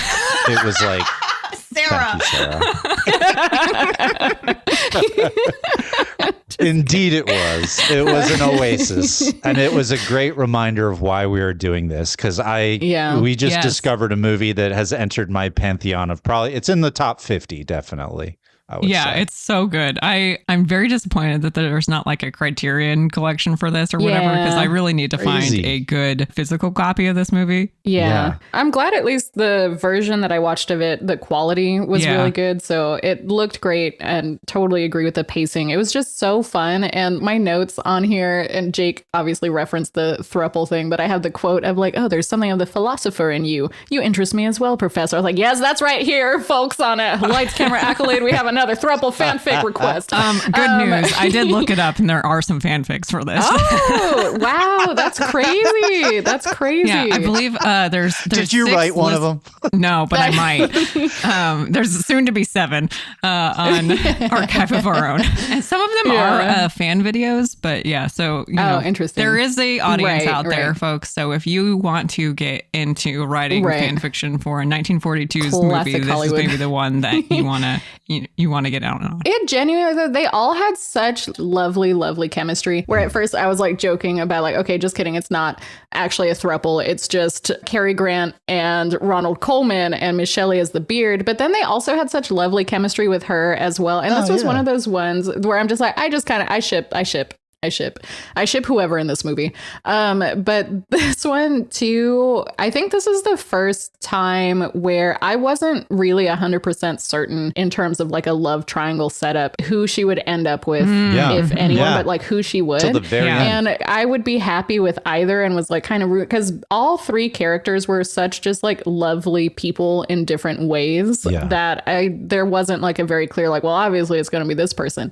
I did find out that they had filmed a version of her ending up with Ronald Coleman and ending up with Cary Grant, and then showed it to test audiences to determine what the preferred ending was. So obviously we ended up with Cary Grant ultimately, but I'm like, it had to have been a close split. I don't know, because it could have gone either way. I don't know. I just have to say, this is such a stacked cast, building off what you're saying there, Sarah. The chemistry is on fire the entire time. Jean Arthur, man, every time I see her, she just keeps getting better and better. And as far as I'm concerned, she's up there with Ginger Rogers and Katharine Hepburn at this point. She's doing so much with her face in this movie. I mean, she blew me away in Mr. Smith Goes to Washington, and now I'm officially a stan for Jean Arthur. And she is the glue, the emotional glue that holds these 2 competing guys together. She's the soul of their little family. And you've got Cary Grant, this towering, sexy, super suave, cool guy. And you've got Ronald Coleman, this aristocratic intellectual with this voice like butter. And they're coming from 2 different interpretations of the law and right and wrong. You got the more practical Cary Grant, the more by the book Ronald Coleman. They have these really interesting and engaging debates and discussions throughout, which interestingly, there's the undercurrent of their competing for kind of Jean's affection, but also them kind of trying to get one over on each other, but also very much respecting each other throughout, and ultimately putting themselves at risk for each other in a very dudes rock kind of way. And just so many hilarious sequence in this.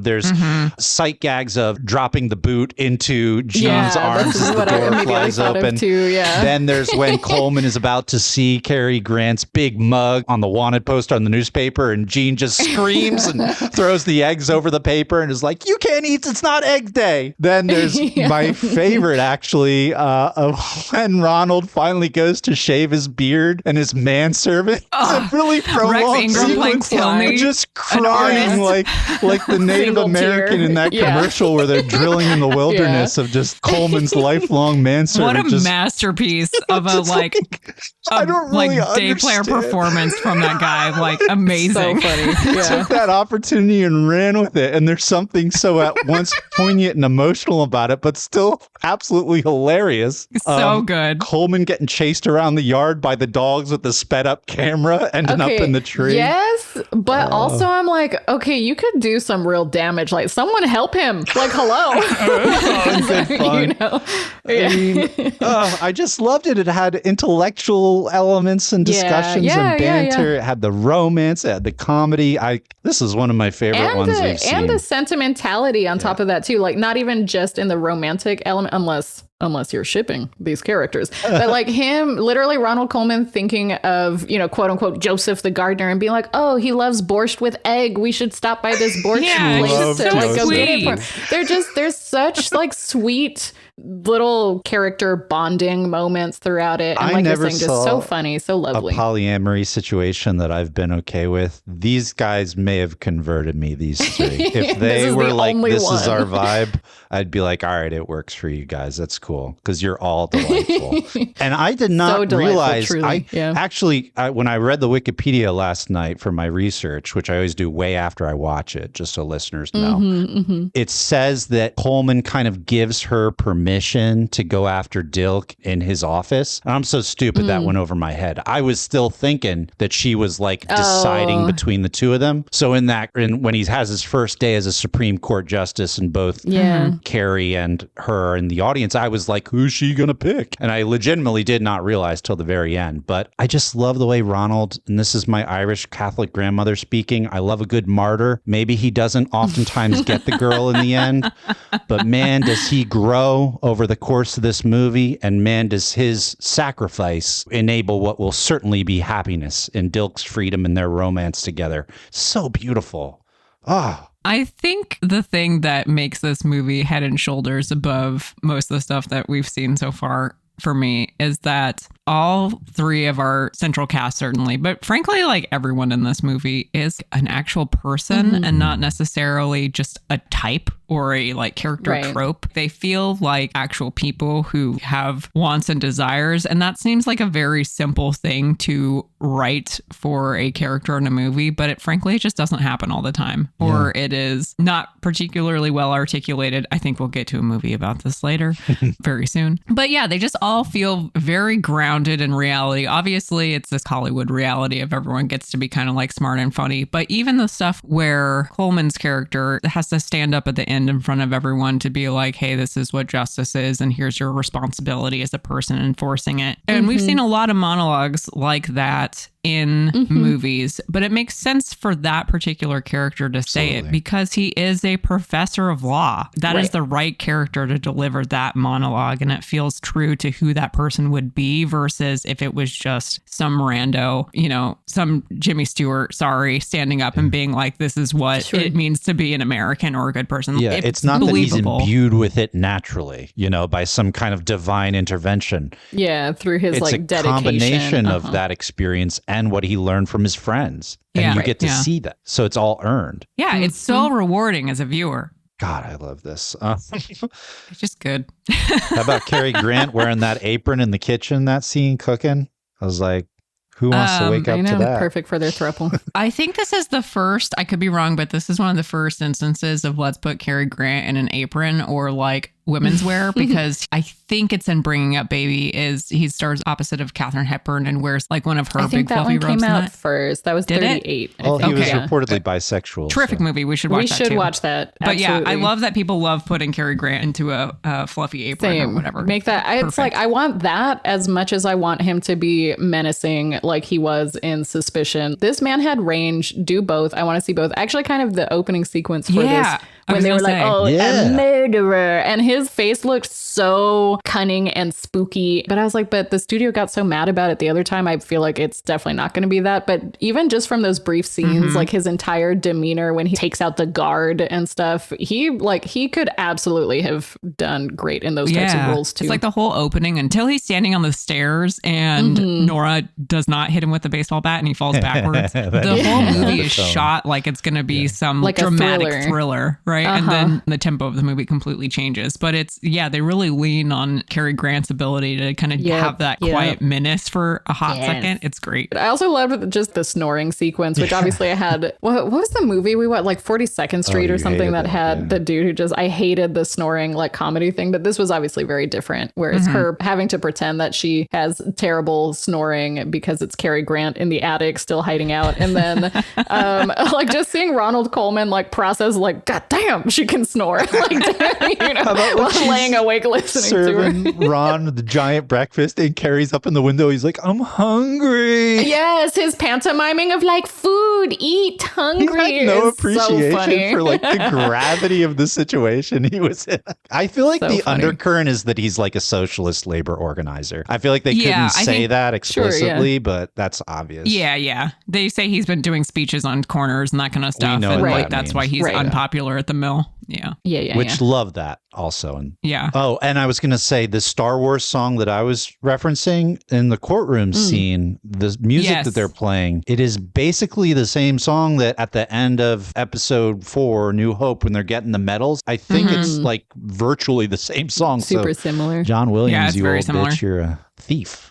But his stuff is good we'd all so we can't shit on John Williams. Like, I'm just kidding. We can't. I did find just fun trivia about the title of the movie. The working title was Mr. Twilight, but Cary Grant wanted it. Yeah, he was like, it makes it sound like there's only one main character, and Ronald Coleman at that time usually was getting top billing. I think he's actually billed below Cary Grant in this one ultimately, but I just want to read some of the working titles and options that were thrown out for it. Three's a Crowd, The Gentlemen Misbehave, Justice Winks an Eye, In Love with You, You're Wonderful, A Local Affair, The Woman's Touch, Mourning for Angels, Scandal in Rochester, The Rochester Affair, and Nothing Ever Happens, before they landed on Talk of the Town. And it just reminded me of us trying to come up with episode titles. Honestly, just like all over a lot of those have like a kernel of like, okay, I could see it. Maybe that's like we can hold on to that one. Just exactly. So I just thought that was cute. I just big shout out to Ron Coleman, who is like so good. I love him. So good. This was the movie that fully converted me. I've always liked him, but obviously we've seen Lost Horizon, and then what was the first? A Tale of Two Cities. I thought he was great. Two Cities, he's excellent in him personally. Yeah, he was excellent, but the movie as a whole didn't do much for me. But then this one, it's like he was excellent and I loved the movie. So now I'm just like fully on the Ronald Coleman train for sure. Like when he's trying to seduce that evil lady in this movie. It's so funny. And he has to like ask his manservant. Really, he's like, how would you get a woman? He's trying to get advice and everything. And Rex Tilney is like, bro, I don't know. Like, I've been with you this whole time. Like, which also shout out there, Rex Ingram and the character of Tilney. He, even though he was the valet, he didn't really fit a lot of the normal stereotypes, unfortunately, that we're seeing with a lot of Black characters and stuff at this time. So he got to be part of the fun as well. Him walking up on Ronald knocked out multiple times. Oh God, I want to watch this one again now too. Highly recommend. It's great the first time, and it's just as delightful, if not more so, the second time. So strongly recommend. And with the last 4 before this, I was like, surely this is going to turn around, but it just never really did, and they were all so long. So this felt like a straight shot of black tar heroin in my vein. It was great. Yeah, I will say sometimes I'm like, doing this stuff, I'm like, maybe movies are bad and we should just stop making them. And then we get one of these and I'm like, actually, no, movies are good. Yeah, actually, they're wonderful. A movie like this wipes out like 7 bad movies in my mind. It's true. Yeah, I'm hoping so deeply that reducing the playing field, so to speak, down to 5 is going to mean that people are just a lot more thoughtful selective about which ones get nominated. Oh, but I guess can't wait to see if that's true. Yeah. All right. Are we ready to talk about our next movie? Stop talking about this movie that is delightful and we all love and move on to the next stuff? Yeah. I was so looking forward to talking about it. So I'm glad we all enjoyed it. Yeah. Yeah. All right. So our next movie is The Pied Piper, which follows irascible old Englishman Howard, whose trip to France is interrupted when Germany invades. Determined to go home to do his part, he grudgingly agrees to take the 2 children of his hosts with him to the comparative safety of London. As they travel across France, the threat of the encroaching occupation gets closer and closer on their heels. Meanwhile, their party increases as the war upends more and more lives until eventually Howard finds himself leading a whole pack of children. When they're eventually captured on the brink of escape, Howard finally gets his opportunity to stubbornly assert himself against the will of German Major Dyson and finds unlikely common ground to use as leverage. I thought this was fine.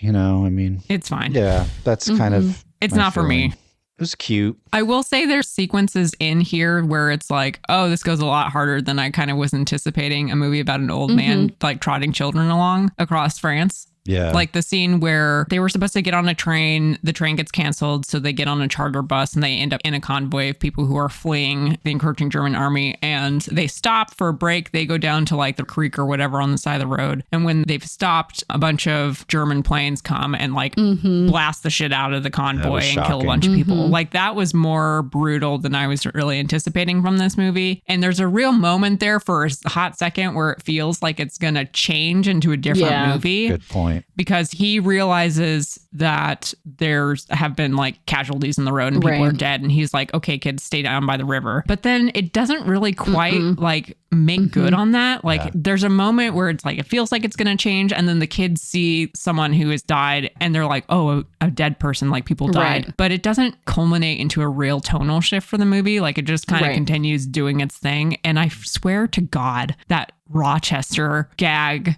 being carried through the entire movie makes me want to jump off a bridge. Like it should, if I have to, like, I can't, the whole thing being a like, let's set up a joke about whether Rochester is a state or a city. Yeah. I'm like, why is this here? Yeah. Very, very strange choice. I definitely I thought it was kind of charming, but my main takeaway is it felt a little too lighthearted at times, largely because of those kind of like running gags underneath the surface. I had high hopes after that scene that you're talking about in the convoy that it would take a more serious turn, and that the levity of the first opening sequence was really to just show how quickly life can change under these circumstances, and how he had really underestimated what the reality of the situation was to even get back to England, right? So I thought it was going to go in a serious direction, but instead it stayed somewhat lighthearted, intercepted by serious moments or serious situations, but it ended up feeling weird. I think the other thing, other than the scene that you talked about, that I did like or thought was pretty solid was when they're trying to connect with someone's uncle to get them out of that area of France, right? And then he is grappling with that idea of this is what happens when you're living under occupation, is that you can't trust anyone anymore, that it's like a poison, right? Yeah, that it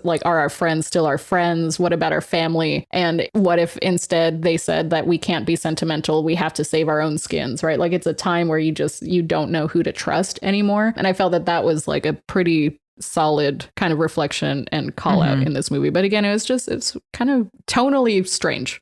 And when they execute the guy in front of Howard, they march him out and they're trying to intimidate him into agreeing to say he was a spy, and they just execute this other guy in front of him. It's very jarring. And I guess, there's truth to that in the sense that these things were happening at this time and you still had people living their day-to-day lives and trying to make the most of it. But in a film sense, Abby's totally right. It doesn't quite work because it felt like Jurassic Park for more reasons than one, mainly because the kid from Jurassic Park, who's also in How Green Was My Valley, was in this again. Little Roddy McDowell. Yes.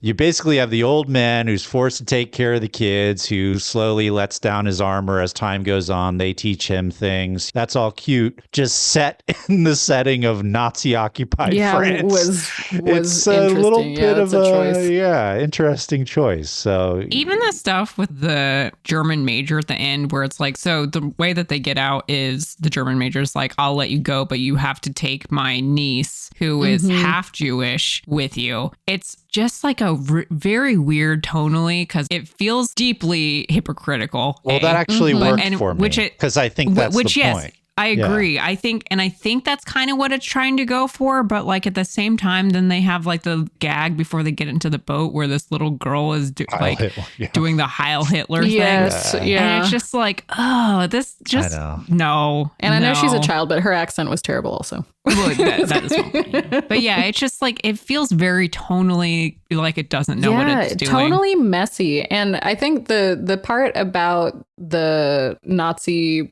I don't know what rank, the one doing all the questioning and stuff who had the niece. The one thing that didn't really work for me in that scene was actually more, they kept playing up his disbelief and uncertainty that Americans would take in vagabond European children. And he's like, including Jewish ones. It just felt like such a weird forced America glazing where it's just like, no, everyone's welcome in America. And I'm like, meanwhile, America accepted very few refugees. And had Jim so I'm just like, it felt not Japanese great. internment. And I mean, it's propaganda for dum-dums. This is a little bit of a dumber propaganda piece this year, this movie, in comparison to some of the others. But I did like the old man. I thought he was I liked him too. Yeah, endearing. And I love the end where they're sitting in the gentleman's club in London. The bombs are going off, everything's shaking, and his buddy's like, oh, getting a little crazy out there. He's like, did you have a hard time getting back? He's not really.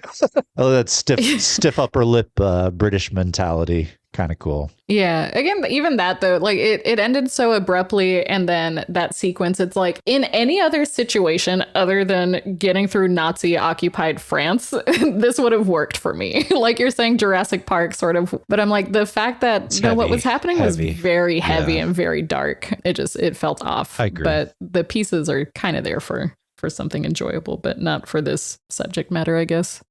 I don't know. Not too much to say about this one, to be honest. Yeah. All right. So our next movie is Wake Island, which is a rip from the headlines account of the Japanese assault on Wake Island, a small military garrison in the immediate aftermath of Pearl Harbor. Establishing a number of war movie tropes destined to become worn into the ground, Wake Island follows a stock cast of Marines as they defend their hopeless position against successive assaults in an attempt not to survive, but to merely fend off Japanese forces for as long as possible. Notable largely for its bombastic, literally, action sequences, what once was Wake Island's contemporary call to arms is now a modern-day warning. This is not the end. My stepfather had used that phrase before. There are no atheists in foxholes. And I was always like, where's that from? And now I know it's from this movie. Yeah, it might have been a common saying, but definitely that's true. Was in this movie specifically. Yeah, I mean, this is doing what it's doing. I will say, I don't know the ethics of trying to make war look as fun as this kind of does. I mean, they make it out to be like, oh, look at the boys, they're just like backslapping, boys will be boys kind of, can be fun. And the undercurrent of it all is they all die. And it's pretty dark in that way. Though I guess I did kind of, on one hand, like the fun dynamics with the soldiers, very like Marine meathead sort of thing, mostly because I feel like in World War II movies, they're almost always treated very like heroically and seriously. So it's just nice to see their like banter and a little bit more of like normal human rather than, ever since Saving Private Ryan, they've all been so dark. So this is kind of, I guess, refreshing in that way. I don't know. I think there's a certain level of a lot of war movies or like war media at the beginning is like, look at these goofy guys that are just normal people. And then we're going to transform these normal people into heroes via the power of incredible violence. Yeah, but they don't end up fully transform, right? Like even towards the end. Well, I guess it's not towards the end, but the scene with the puppies, right? And they slut shame Skipper and stuff. I'm just like, they're still just boys. But I think that was before before they slut shame Skipper. I was like, what other dog was Skipper around? I was like, right. I was so confused. But then, I guess you're right. Because then that's all before, like the rest of the movie is largely just like those constant explosions and gunfire and all of that. So yeah, I guess it does still do what you're saying. Yeah. I think it is fascinating that the main leader guy Colton? They were kind Major. of interchangeable to some degree. Yeah, But yeah, the Major is very much like, he literally looks like a G.I. Joe action Yeah, he was figure. cool. I'm not gonna lie. Incredible that we cut that cloth so early, because I would say that this is kind of I would like do a whatever he early told me to war do. movie. Jake's like, ooh, look at his big bulging muscles. No, it's and not like, serious sexual. face. It's not sexual. It's more just like his whole vibe. Like, he was so commanding. I trust him. I really did trust him, but he got everybody killed, but it wasn't his fault though. He did his best. I think one of the main issues that I actually had with this movie was more the work that it did. And like, obviously we're watching a lot of movies that are more propagandistic and stuff this year, but this one specifically did a lot to try to dehumanize the other side Japanese guy. to the extreme. Yes. Yeah, both with like the depiction of the Japanese guy who's like being kind of shady, being like, we only want peace, and then like Pearl Harbor happens. But there's specifically a speech, and I think it was with G.I. Joe, where he was talking about being a man with a memory is how he does this, because the other guy's, Cameron's wife, dies in Pearl Harbor. No, because what it's saying, okay, so I'll quote what I wrote from that speech, right? It's like, we've become just a man with a memory, but we're not alone in this war in any part of the world where they've dropped a stick of bombs. They've made thousands like us, men without wives, without children, without a single thing they've ever held dear. But there's one thing to do: fight to destroy. It's our job to destroy destruction. I like some of the aspects of that speech, but in that speech is like the assumption that only the soldiers fighting on their side have people that they've lost in war. And it's so dehumanizing, because it's like, what about all of the other people, civilians, etc., living in those other countries that are also being completely uprooted or killed for all of these things? Like, just kind of the implication that no one else has anything worth fighting for, and they're just like these inhuman machines that are just here for the violence is kind of crazy to me. So I just really didn't like that. I could see that. There was a point where we were watching this movie with the American bomber pilot who like is going to go out on basically what everyone is like, this is really dangerous, basically a suicide run. Who knows if he'll make it back, where he's going to go bomb the ship. And my housemate was like, are they glorifying kamikaze runs? Yeah, right. Like, well, I mean, kind of. Well, that was, they turned that. Kamikaze for me, but not for thee. We studied World War II propaganda in college in my American foreign policy history class, and we looked at a lot of the racist World War I and II propaganda, and it was very much like these Japanese are these mindless drones with no concept of their own life that would just throw it away in order to do damage to us. So that's such a great point to make, because when we do it, wow, it's the ultimate sacrifice for your boys, and he has nothing to lose, and give you your last ounce of strength for your country. But when they do it, they're these animalistic, nihilists. So what a great dichotomy. Yeah, That's a great and even point. like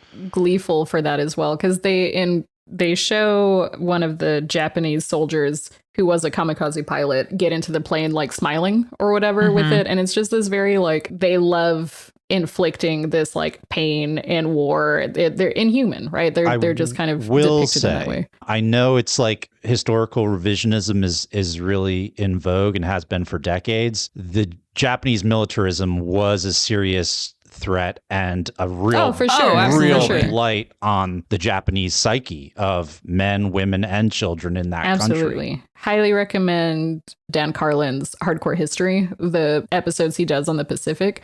Very, very, very good. So yeah, not to say that those elements of like militarism and loyalty, right, to the emperor, etc., like all of those aspects are there, but just still having issues with how some of these things are portrayed, especially being in a time in which we have to recognize that, like, well, the bombs that we are dropping that are, killing civilians and have in any war, and even in World War II, like if you're fighting over civilian areas, to the civilian families, you're also creating those, quote, men with a memory, right? Or women with a memory, or children with a memory. So it's just like, I don't know, war in the same way that like kamikaze, okay for me, not for thee. It's like war, okay for me, not for thee. Where but those I gotta are be just honest, like that's how you win a war. that had to happen. You have to take these otherwise normally adjusted young males and now women and dehumanize the other in their mind and turn off all of those instinctual safeguards empathy against and violence against other humans and transform them. And it's really awful. And we should do everything we can as a society to not do it for no reason, unlike we are doing right now. Yeah. But, yeah, that's a good, I'm glad you made that point about that speech, Sarah, because I liked that speech. I think it really, aspects of it resonated for me. Like, all you have is memory of a woman. Like, for a lot of males, I think that's going to like resonate in different ways. And the idea of trying to find purpose and meaning after you've been widowed or heartbroken or whatever. I just wish maybe the major could get him into a new hobby instead of killing, you know? But hey, here we are. Right. That was the context they were in. But some cool action sequences too. No, yeah. Must have been very expensive to be filming all of the actual war sequences and stuff. I would think the government was involved. What I kept wondering is, how'd they get all this hardware? So I'm suspecting the government was pretty involved on some level. Yeah, I would assume so, because it was looking at a very real Marine battle combat that had happened, that one you're wanting to like drum up support for and use in that kind of, again, propagandistic type way. So I assume must have gotten a lot of funding. And to your earlier point, though, about the mass bombings of civilian areas, I think World War I was the war that soldiers lost their humanity. World War II, total war, everyone was dehumanized. Yeah. And that was crystallized both in the Holocaust, but also in the dropping of atomic bombs and the firebombing of Japan and Germany indiscriminately. And the UK. Everybody got fucked. Yeah, literally. So we're still in that world. Now people are, it's happening again, and people aren't even batting an eye. Yeah. So yeah, now I'm madder about this movie after talking about it with you guys than I was watching. Yeah. One thing that I did think was interesting, because obviously this is in conversation right now with growing escalations and stuff, and Iran with bombing and costs and all sorts of stuff, which is not the primary reason to be against anything. But in the scene, while the Japanese were bombing the island from the long range ships, one of the two early Marines that we get introduced to is like, oh, there's a lot of money being wasted over here. And the other guy's like, what do you mean? And he's like, oh, price of one of those shells alone would have me and Myrtle sitting pretty on a chicken ranch. You know, so it's just like, it's just crazy. In the same way that I feel like with gambling, when you have your money in chips, you don't really associate how much one chip is actually worth, so to speak, right? So in the same way with like any kind of munitions or bombs or missiles, it's just like, it's just one missile. How much could it cost? You know? Well, it's to Abby's point, I think, on the last episode or the episode before, isn't it frustrating when the question of cost when it comes to war or the police even is never in doubt? Economic mobilization, when we need to spend money on our people, it's, no tax increases for you. I saw a post on Reddit that was like, thank God my dream of bombing Karg Island has finally come true. All of the terrible healthcare, lack of education, and poor housing prospects have finally been worth it. Yep. All right. I've had about enough of Wake Island. I have to tell you. Well, before we move on, just a fun fact. It was directed by John Farrow. So Mia Farrow's dad. Oh. Wow. I didn't know she was a Nepo baby. I knew she had Nepo babies. All right. Well, are we ready to move on to our final nominee? Wrap her up. Let me take a deep breath for this one. Random Harvest follows an amnesiac British officer who walks out of an English asylum on the day that World War I ends and into the arms of a woman crazier than he is. Paula, a singer, seemingly for no reason other than to have Greer Garson do exactly one song and dance number, takes Johnny Smith under her wing in the same way someone might a lost puppy, and the two promptly fall in love. With no memory of his past, they nonetheless make a happy life with each other until Smithy suffers an accident while traveling for work. Because hitting someone in the head is an on and off switch for amnesia, the trauma causes Smithy to remember his old self as a stodgy heir to a family business, and Paula is forgotten. But Paula isn't done with him. She's determined to stay close to Smithy no matter the cost, in the hopes that he'll finally remember who he really is deep down. Just hit him over the head again. Like, yeah, man. Just like every other day, like 51st day. Yeah. No. Okay. All right. Bear with me here. Ready? Okay. Hot Frosty. Oh. Smithy is hot frosty. Yeah, I can see the connective tissue no, here. I thought there'd be more like, he got it. What did you guys think? I mean, look, I'm of mixed minds about this movie, but I want to hear you guys. So was he. No, here's my thing. What wouldn't have been so much funnier if when he got his memory back, he was gay? You could have done so much with that, but he's just a rich dude, you know. That would have been interesting. If his sexuality changed. That would have been a funny movie. I just thought of that midway through. I was like, we're in the Hays Code. We can't do this. Yeah, we're solidly Hays Code.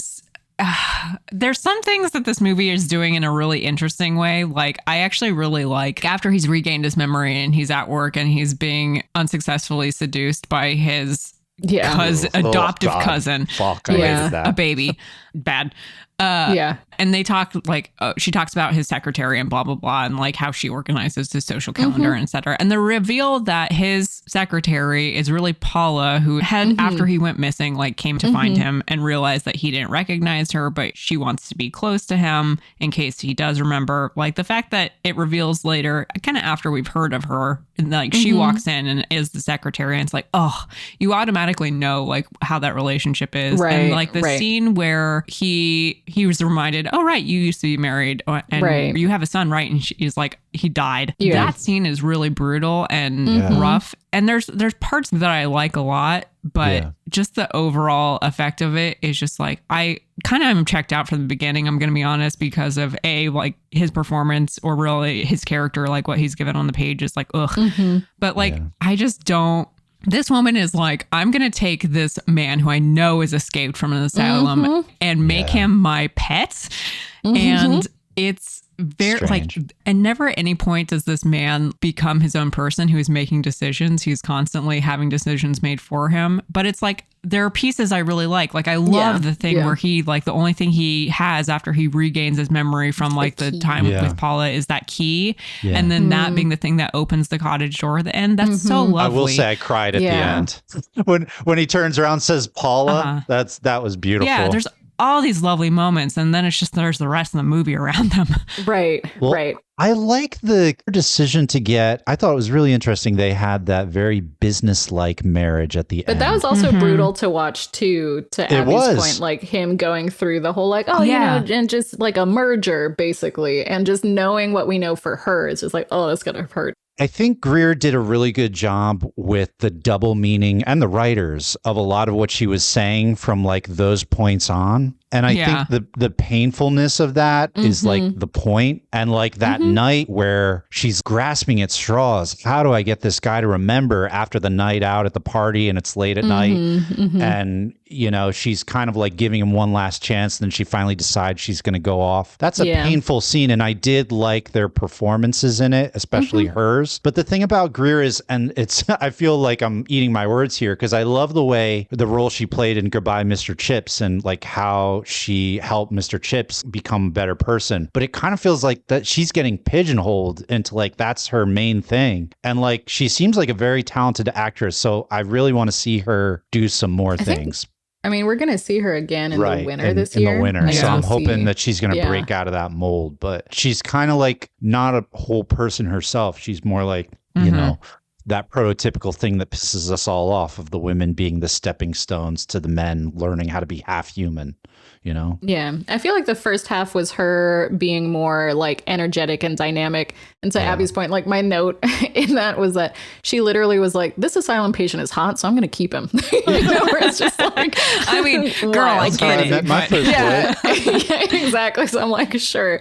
And her dance sequence that she does, like I thought it went on a little too long, but that got a little giggle out of me. So I was really liking her character. And then the second half, I think she transitions more to that sort of stiff upper lip sort of thing, and you know what she's going through. I think her performance is great with that. And then Ronald Coleman, we see the other switch of kind of stunted speech but lighthearted without too much of a care in the world because he doesn't even remember anything, to very high society British rich guy who is still like has this lingering mystery. So it's so weird because I feel like there are parts of this that I enjoyed. I think the main things that I didn't really like is obviously just the convenience of he hits his head and he gets amnesia and only like very specifically remembers up to a certain point or beyond a certain point. And then the girl who basically groomed herself, like his niece, who's just like, I'm going to be 18 in 3 years. And like that whole sequence where it does end up developing as she gets older into a romance. Like if you took that out of the movie or replaced it with something else in a shorter sequence where there still is that like conflict for Greer Garson's character to be looking on as a secretary, still just wishing that something will jog his memory. But I don't know, there were just those little bits that took me out a little bit, but I was a little surprised to see her walk through the door because the whole time I was like, when is Greer going to find him? Like how is this going to do? So when it's revealed that she's the secretary, I thought that was actually pretty interesting. But I do have to wonder because it's based on a book. It's based on a Hilton novel. He's the same guy who did Lost Horizon and one other movie, like one bad one, one good one. Oh, Goodbye, Mr. Chips, literally. So he wrote both Lost Horizon and Goodbye, Mr. Chips. I get that. Yeah, there's some connective tissue here. How I'm very curious. This is another one that I'm walking away from where I'm curious about maybe reading the book because I'm like, how would you even do a reveal like that in the book? Because it works in the visual medium because we see Greer Garson and we're like, oh, it's her. And apparently the book is set up more as almost like a series of flashbacks and a mystery in its narrative. It's not told in chronological order. So kind of curious. But here's how you make this better. The boy survives and inexplicably Ronald has like a connection with him when he gets introduced to the boy. He's like, and people are like, that boy just looks just like you, Smithy or whatever your real name is. You know, you are writing the sequel to the Phantom of the Opera, just so you know. Okay. Well, that and making Ron gay. And then when he remembers in the town at the end, he turns straight again. That would have been funny. Losing.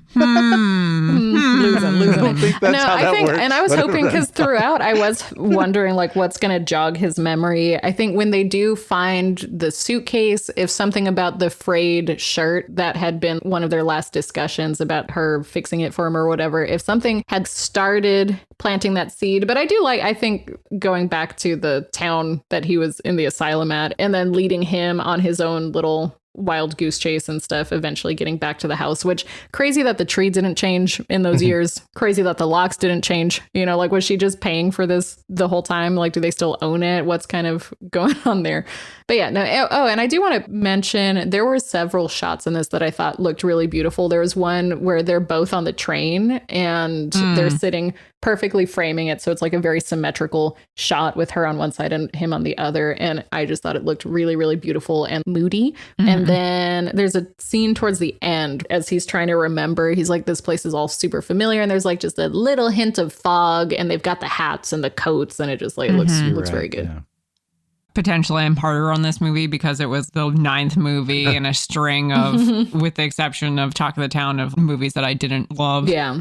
So if I had watched this maybe directly after 49th Parallel, I would have been kinder to it. But yeah, I don't know. It's just, it's there. It kind of brings down my enthusiasm for our good friend Ronald Colman. Just he's great in this, don't get me wrong, but I'm just like, ugh. No, I'm still on the train.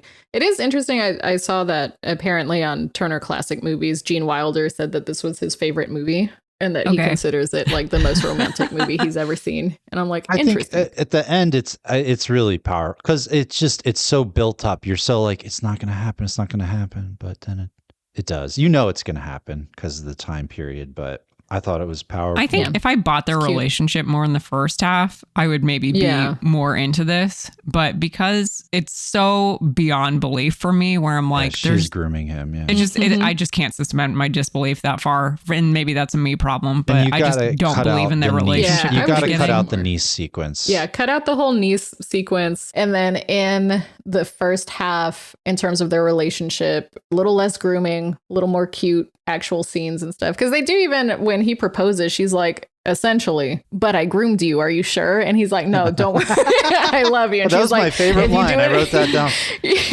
But literally, she's like, I'm just the shameless type of woman who will say yes if you ask again. Like, be sure this is actually what you want and not something that, I forced you into. And he's like, no, I want it. I'm like, spoken like someone who's been groomed. I was like, hot frosty. I don't know. I just don't buy it.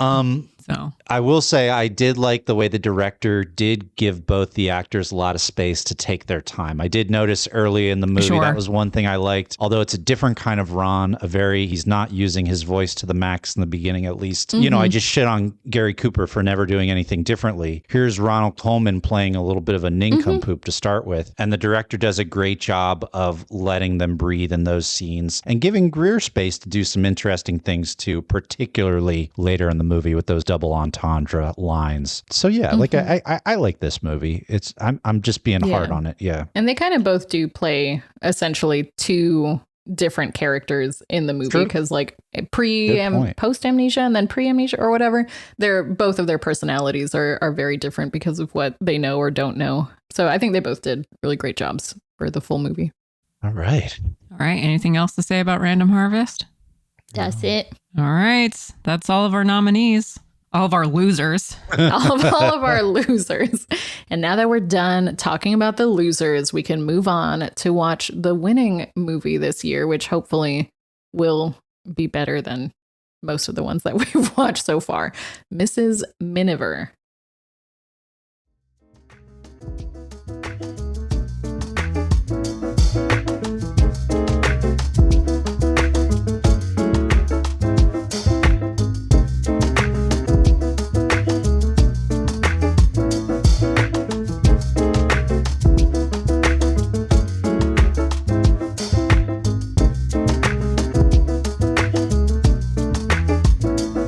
Welcome back, everybody. So we've just finished watching the Oscar winner, Mrs. Miniver, which stars Greer Garson as the titular Kay Miniver, opposite Walter Pidgeon as her husband, Clem. I'm going to kind of run us through a brief summary here, and then we can get to talking about the movie. So the couple and their 3 children, including Vin, a student recently returned from Oxford University, live in a small village outside of London. With World War II on the horizon, the family's ordinary lives, which consist of friendships with the local station master, who has named what he hopes to be a prize-winning rose after Mrs. Miniver, buying flashy new cars, or courting the granddaughter of the local Lady Belden, are slowly being consumed as the threat of war looms closer and closer to home. Eventually, Vin enlists as a pilot in the Royal Air Force and is stationed near his parents' home. Clem, meanwhile, finds himself in his boat assisting in the evacuation of Dunkirk. And even Kay is drawn into the war when she has to confront a downed German pilot hiding out in her garden. Despite this, life attempts to go on as usual. Lady Belden tries to convince Mrs. Miniver to talk Vin out of marrying her granddaughter Carol, but eventually is persuaded to see the sense in a young marriage during a time of war. During air raids, Mrs. Miniver and her husband read stories to their young children to distract them from the violence overhead. And eventually, even the annual village flower show is held, and Lady Belden nobly gives up her nepotism trophy so that the station master's Mrs. Miniver Rose can win the prize. But the celebration is cut short by air raid sirens, at which point the war finally exacts its blood price on the Miniver family. While Kay and Carol, Vin's newly married wife, drive home to take shelter, they're caught in the crossfire between 2 fighter planes. Carol is badly wounded in the car, and despite Mrs. Miniver's best efforts to make her comfortable, she dies shortly after they make it home. In the aftermath, the village gathers in a local church that's been gutted by bombing. There, the vicar declares, "This is not only a war of soldiers in uniform. It is a war of the people, of all the people, and it must be fought not only on the battlefield, but in the cities and in the villages, in the factories and on the farms, in the home and in the heart of every man, woman, and child who loves freedom. It is our war. We are the fighters." Vin and Lady Belden, united across their class divide over their grief for Carol, stand together in Lady Belden's church pew, and the movie closes. So, what did we think of Mrs. Miniver? Go, Abby. Me and Sarah with guns pointed at each other. Mexican standoff. It's fine. Wyler really knows how to make a movie, right? Like, we've had this conversation before of...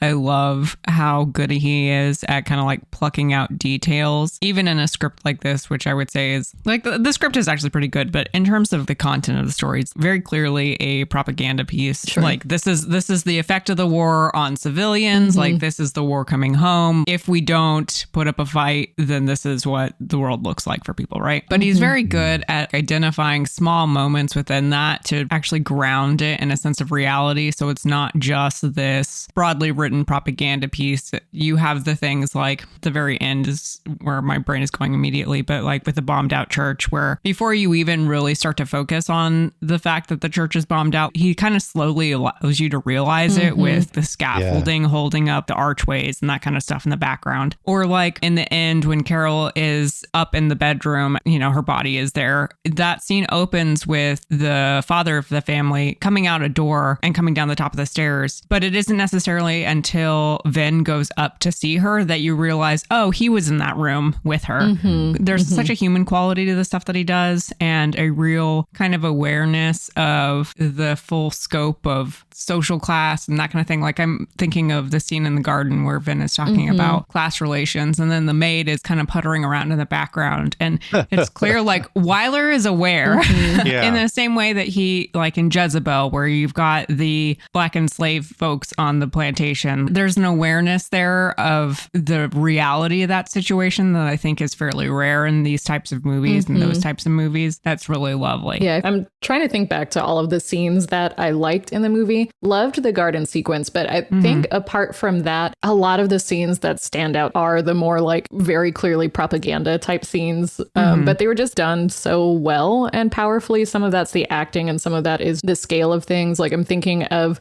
all of the hundreds of boats preparing to go help, you know, evacuate Dunkirk. That scene was just like very cool. And for a movie that sound wise was pretty balanced and kind of quiet, for that scene to just really be drowning out all other sound made that hit home a lot. Obviously the tension between Greer Garson and the Nazi pilot in that sequence as well. Yeah, that was intense. Yeah, like just a very intense scene. And I think equally intense, but for different reasons. The bomb shelter scene is the other one I'm thinking of, where that's just like waiting and not being sure what's going to happen. But as Jake, you mentioned that stiff British upper lip sort of mentality where they're just trying to bear through it. And it gets at a certain point too dangerous and too chaotic to fully ignore as well. And then seeing them kind of break that a little bit to try and guard their children and stuff, followed immediately by, you know, the next scene where the house is blown up in various ways. The son comes home and they're just like, oh yeah, you know, we haven't had a time to tidy up. There's like no living room. Yeah, exactly. No living room. It's an open air garden at this point, but you know, just trying to return to that sort of stoic, normal everyday life, like things aren't falling apart all around you.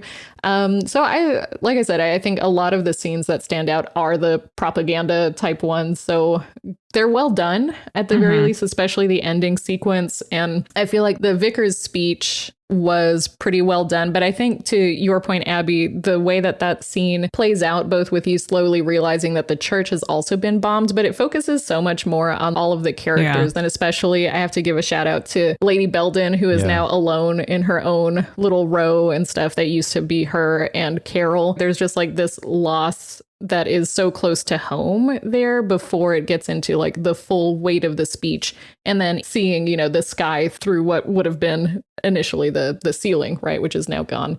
So definitely very good at what it set out to do. And I know that final speech ended up being reprinted in various languages in occupied territory. And it was actually written by William Wyler and the actor who played the vicar, because I guess the one that was in the screenplay, they just felt like the impact wasn't fully there. So they worked on that and reworked it until they were happy with it, and apparently very effectively. Because about that.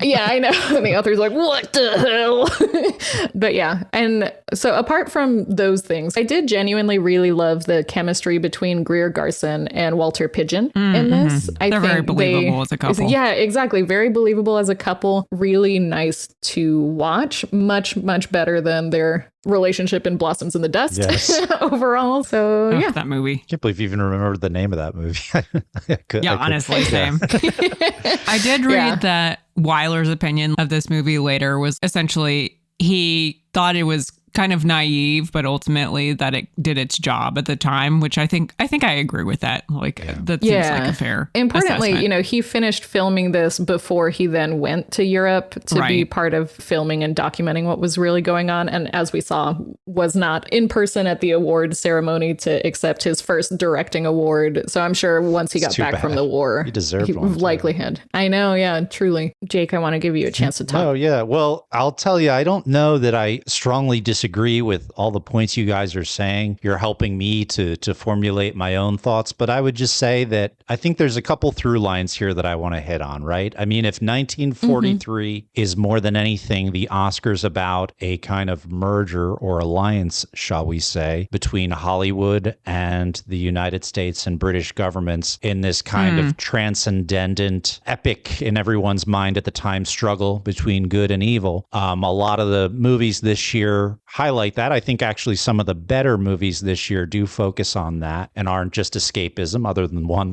which was great.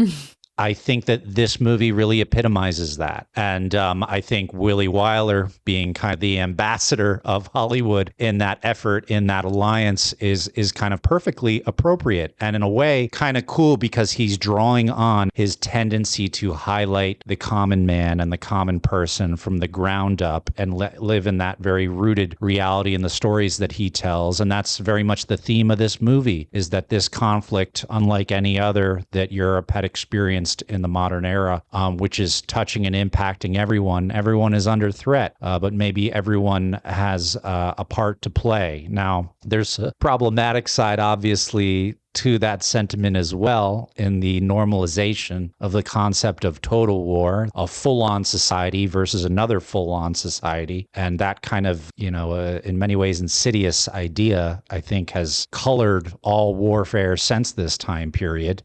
So while I understand the thought process, and I think it was kind of an inescapable reality of the nature of that conflict to some extent, I'm also a little bit nervous about, there's something a little bit uncomfortable for me about like a religious leader at the end telling everyone to, take up arms, in so many words, for their country. I knowing what a lot of us lefties do about what nation states are and the reason they exist primarily, not every conflict is like World War II, and not every and no conflict should involve every member of society. We've kind of allowed that to happen and normalized it. So I do wonder if this movie played a part in becoming the norm. But in any case, I did love the performances. I love Greer Garson. I've said she kind of gets pigeonholed as the perfect wife, and honestly, she's the perfect wife in this movie. So Oscar for you. I would like to see her do something else, but agreed. We'll see if she I feel like I still like her anyway. Yeah, she's still good. I just want to see like something else. Even though she's great in the roles, I tend to not be particularly fond of the roles that she's handed. She does a good job injecting them with interiority, and a movie like this kind of really takes pains to show that there is interiority, but a lot of the movies where they don't make that effort, it's like, oh, okay.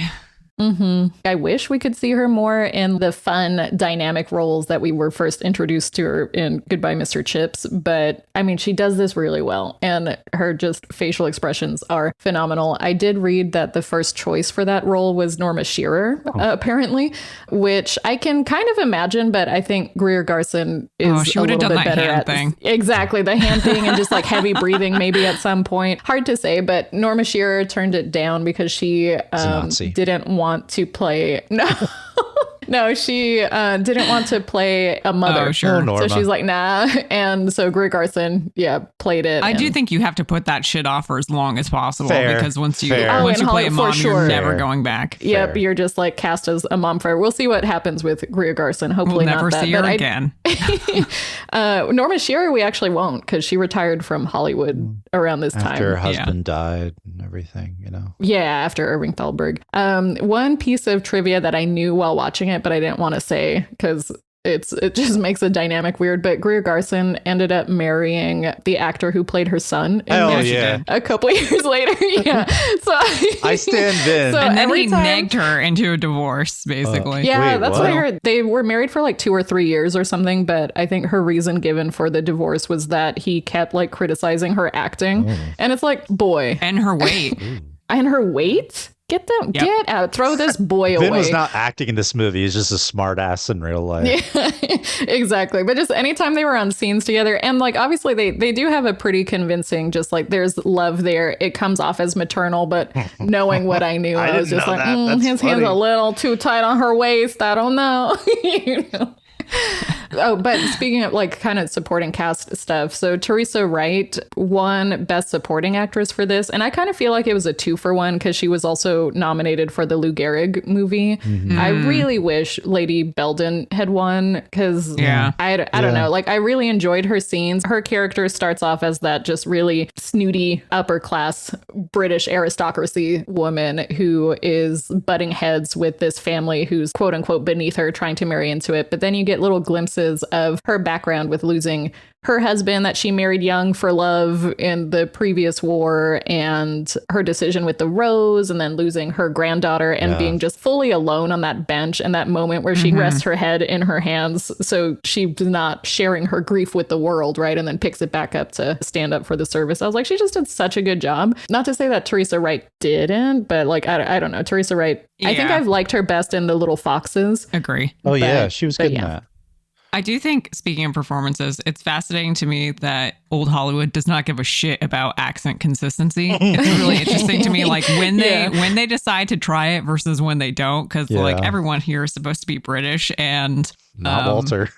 They're not. There's just also something, and you know, I'm not Henry Higgins, so I don't have the best ear for different dialects and accents and stuff. But there's also something about that, not even quite the mid-Atlantic American accent, but there's definitely an affectation that a lot of actors of this time put on that sounds almost pseudo-British. Yeah. So in these types of movies, I don't even fully notice when they lose the accent slightly, because I'm still just like, well, they don't sound American, you know. So well, as Betty pointed out in that Dick Cavett clip, there were so many strong male British actors and strong American female actresses that maybe just them all spending so much time together incubating, they kind of, you know, develop this unique combination, because you kind of see that and they're straddling both worlds. Yeah.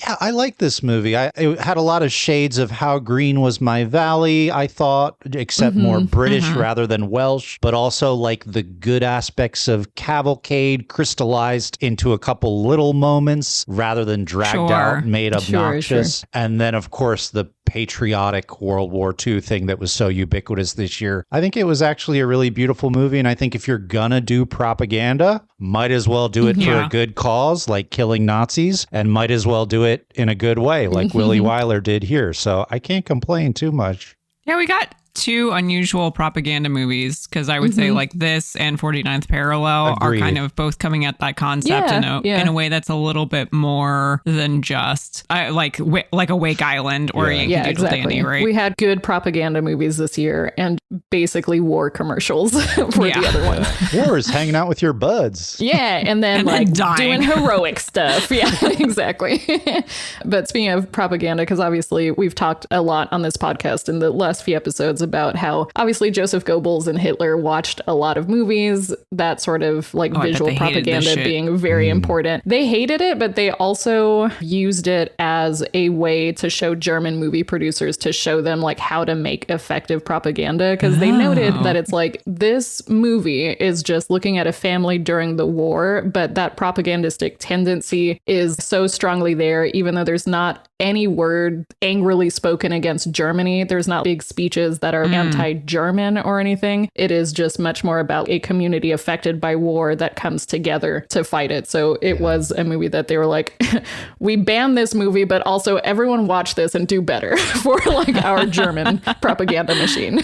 That's what I mean, though. Like, this type of filmmaking can be used for good or can be used for evil. And, you know, like I said, there's a case to be made here that this is a really not a good message, but I don't know how you deal with the nature of mechanized warfare in the 20th and now 21st century without acknowledging, especially as we watch every day, just cityscapes getting leveled, you know, indiscriminately. Right. It's just not the way it was, you know, in olden times. I mean, war was never good, but now there's a particular indiscriminate nature to it. you know. Mm-hmm. Which is why I was kind of surprised that they didn't do anything with Gladys's, the maid's husband, going off to war, because he specifically mentions being really good with a bayonet. And I was like, well, obviously this is going to be an opportunity to be like, sir, this is not those wars anymore. But we just never get closure on whatever happened. I can't wait for the first cavalry charge. Yeah, exactly. And it's immediately gunned this down. is World War II. Yeah, exactly. I like to think he was okay. Yeah, I like to think he made it. Yeah. I don't know how much more I have to say, except I do like Greer Garson. She's very pretty and very talented. Good on you, Greer. All right. Well, anything else to say about Mrs. Miniver? No, I don't think so. No. Though it does have a sequel, which I think is stupid. I'm sorry, what? Way to drop this lore at the end. Yeah, apparently in 1950 they made a sequel to this, and I don't know why. Greer Garson is in it and Walter Pidgeon as well, so it's obviously centered on them again. But it really does feel like a cash grab, because I'm like, I can't imagine. No, I doubt it. I highly doubt it. I think it was just a studio thing where they were like, that movie made a lot of money and made a lot of money for the war. Let's try and do a second one. I do not think it was nominated for anything. So yeah, there's a part of me that is morbidly curious to watch it, because I can't imagine that it's a good movie, but I Surely also not. don't want talented. to. I mean, if Greer and Walter are they in are it, talented, but like, I'm just curious. That script, it has to be. They can't have, sorry, I'm looking at the sequel now. They can't have the actor who, like Vin, come back, because that actor had left Hollywood because he ruined his career by being mean to Greer Garson. Oh, good. About somebody blacklist him. The ball. I liked his character in this movie, and he got with Greer, and he's a total dick. That sucks. Yeah, what a fumble, not only of his career, but of Greer Garson, you know? Truly. Calling her fat. Whatever, dude. And like bad at acting, like, sir. You can't talk to your mother that way. Okay, now it's getting weird. The plot for this sequel makes me go, oh my God. Wait, before you tell us the plot, it just realized, because earlier I said this was a really weird year for parent-child relationships. Oh, God. And then in the one that has like a normal one, it's like, actually though, behind the scenes. But yeah, what's the plot for the second one? Because I don't want to watch it. So do you want me to just read? It's like 4 short paragraphs. I do, unless Jake wants to watch it. Genuinely, I don't care. Okay, yeah, let's spoil it. Okay, so important to know that Greer Garson's character is Kay Miniver and Walter Pidgeon is Clem Miniver, because they refer to them as the first names in this, and I got briefly confused. Anyway. So the plot of the Miniver story, which is the sequel to this movie, is at the conclusion of the war in Europe, Clem and Judy return home from service, and Toby returns from a foster family in the United States. Toby was the youngest child. Oh, okay. Tom Foley, a captain in the Royal Engineers, loves Corporal Driver Judy, which was their daughter, but she is smitten with Commander Steve Brunswick, who is married but separated and twice her age. Kay Miniver has also become friendly with American Colonel Spike. Clem, restless and dissatisfied, Walter Pidgeon, is offered a design contract in Brazil. However, he does not know that Kay, Greer Garson, has developed a serious heart condition and has no longer than 1 year to live. Despite her condition, she persuades Brunswick to return to his wife, leaving Judy free to marry Tom. The wedding proceeds. Clem stays in London and brings Tom into his architectural practice. Soon after, he learns of his wife's illness. Satisfied that her family are safe and happy, Kay dies.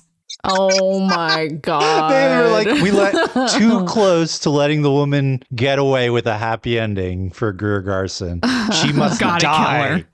She's gotta die. Sacrifice That's herself. crazy. I feel like the only sequels I've been interested in from movies that we've run across are like the Thin Man sequels. Oh God, I can't Everything wait else, I'm just like, Thin why are Man you making these? Crazy that we haven't watched those yet. I know, we just need like to. extracurricularly. Well, now that, so not next episode, but the one after that, we'll have so many fewer movies to watch that maybe we'll have, more time for extra time to do something other than watch 9 Oscar noms. You guys are like the soldiers that get home from war and immediately want to go back. We're like, how many extra movies can we fit in?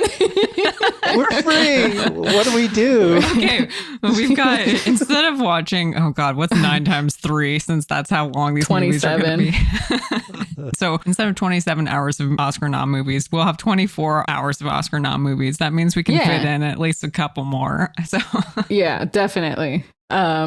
Okay, well, if we have nothing else to say other than random yapping, I think we should give our recommendations. It's going to be lighter this year. It's going to be pretty light, but Jake, do you want to go first?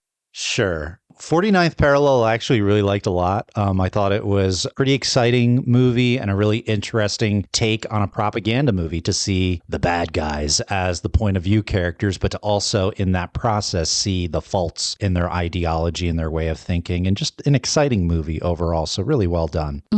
King's Row, like I said, this is, I think, my least favorite movie we've watched. It was evil. The father kills his daughter to try to pave the way for another young man, and then they threaten to institutionalize another one inappropriately, and Ronald Reagan is the best actor, and I want to memory wipe myself from seeing that movie. So not so good. Yankee Doodle Dandy, boring as hell. Oh my God. There's propaganda, and then there's, gruel for the masses. And this is very gruel-like, mind-numbing, awful waste of time. I love FDR. I love that he was referenced in a movie, but not for me. Magnificent Ambersons, what a shame that we'll never fully know Orson's true vision for it, but all I know is I hate George Miniver, and this movie was a little all over the place. Not my cup of tea. Pride of the Yankees, I'm not a big sports guy. The movie got more interesting when he started dying, as I said, but otherwise very boring, and I just don't like Gary Cooper as an actor. He's not really an actor. He's just Gary Cooper. So when you sign him, you know what you're getting, and if you're into that, good for you. For me, it gets a little tired. Talk of the Town, boy, what a breath of fresh air this was, and we needed it in our lineup this year. This was like a jolt to the arm, so fun, stacked cast, everyone at the top of their game, witty, funny, snap plot that just rolls on and on. Those 2 hours just fly by. I loved it. This one is going to stick with me for a while. I'm going to be recommending it to people for a while. The Pied Piper I thought was fine, serviceable, kind of cute, crotchety old man having to come out of his comfort zone for a good cause. It's not a movie that I will remember very long, but it was a movie, as Sarah would say. Wake Island, I'll tell you what, I'd watch this one with my stepdad who loves war movies. He'd probably get real excited about it. And there's some great action sequences, but it's very rah-rah, sis-boom-bah. Random Harvest, pretty good. I thought it was cool. It was a different sort of role for what's-his-face, Ronald Coleman, who I think is a great actor, and Greer is doing her Greer girlfriend-wife thing. So, had some twists, had some really good performances. And I thought it was cute. Did bring a tear to my eye at the very end. And then Mrs. Miniver, I did like a lot. I thought it was a great propaganda film for a good cause and very well executed, as we've come to expect from Willie Wyler. So I think that's 1, 2, 3, 4 recommendations for me, which is low for me, as a lot of listeners will remember. It's less than half. Yeah. All right, Abby. The Talk of the Town, and then a large gap. A really large gap. And then maybe if you really want to just blow through 1942 film history, movies made in 1942, 49th Parallel, Mrs. Miniver, and The Magnificent Ambersons, I think, are interesting watches for context, but I don't know that I'd recommend really. Almost all of those directors I know are going to, if they haven't made something better already, they will make something better. So, shrug. Yeah. It is a light year on Lights, Camera, Accolade this time. I would definitely, The Talk of the Town, strong recommendation. Thoroughly enjoyed it. Loved it from start to finish. All of the performances, the whole energy, everything about it, loved. Decent gap. And then I think The Pride of the Yankees, honestly, if you're a sports fan and you start just at the last 45 minutes of it, I think it's worth watching. I think that ending act was pretty well done overall. But especially if you are a sports fan, if you love baseball, if you love baseball history, Lou Gehrig, all of that, I think that is definitely worth watching for you. I think Random Harvest is something I would say for classic film aficionados. I think the performance by Ronald Coleman, by Greer Garson, kind of the whole amnesia storylines and stuff, it feels very I don't want to use the word cheesy necessarily, but almost like a cheesy classic Hollywood. Right. It's golden age. Melodrama. They very manufacture melodramatic. These ridiculous premises, but when they do it, this is a better iteration of that than I think we've seen in a lot of other cases, I will say. Right, exactly. So I feel like there is definitely a audience for that would really love it. I think for a very specific melodrama seeking person, that would be a solid pick. 49th Parallel, I do think was doing a lot of interesting things. So if you're into watching propagandistic type movies coming out at this time, I would recommend 49th Parallel. And then Mrs. Miniver, I thought was solid.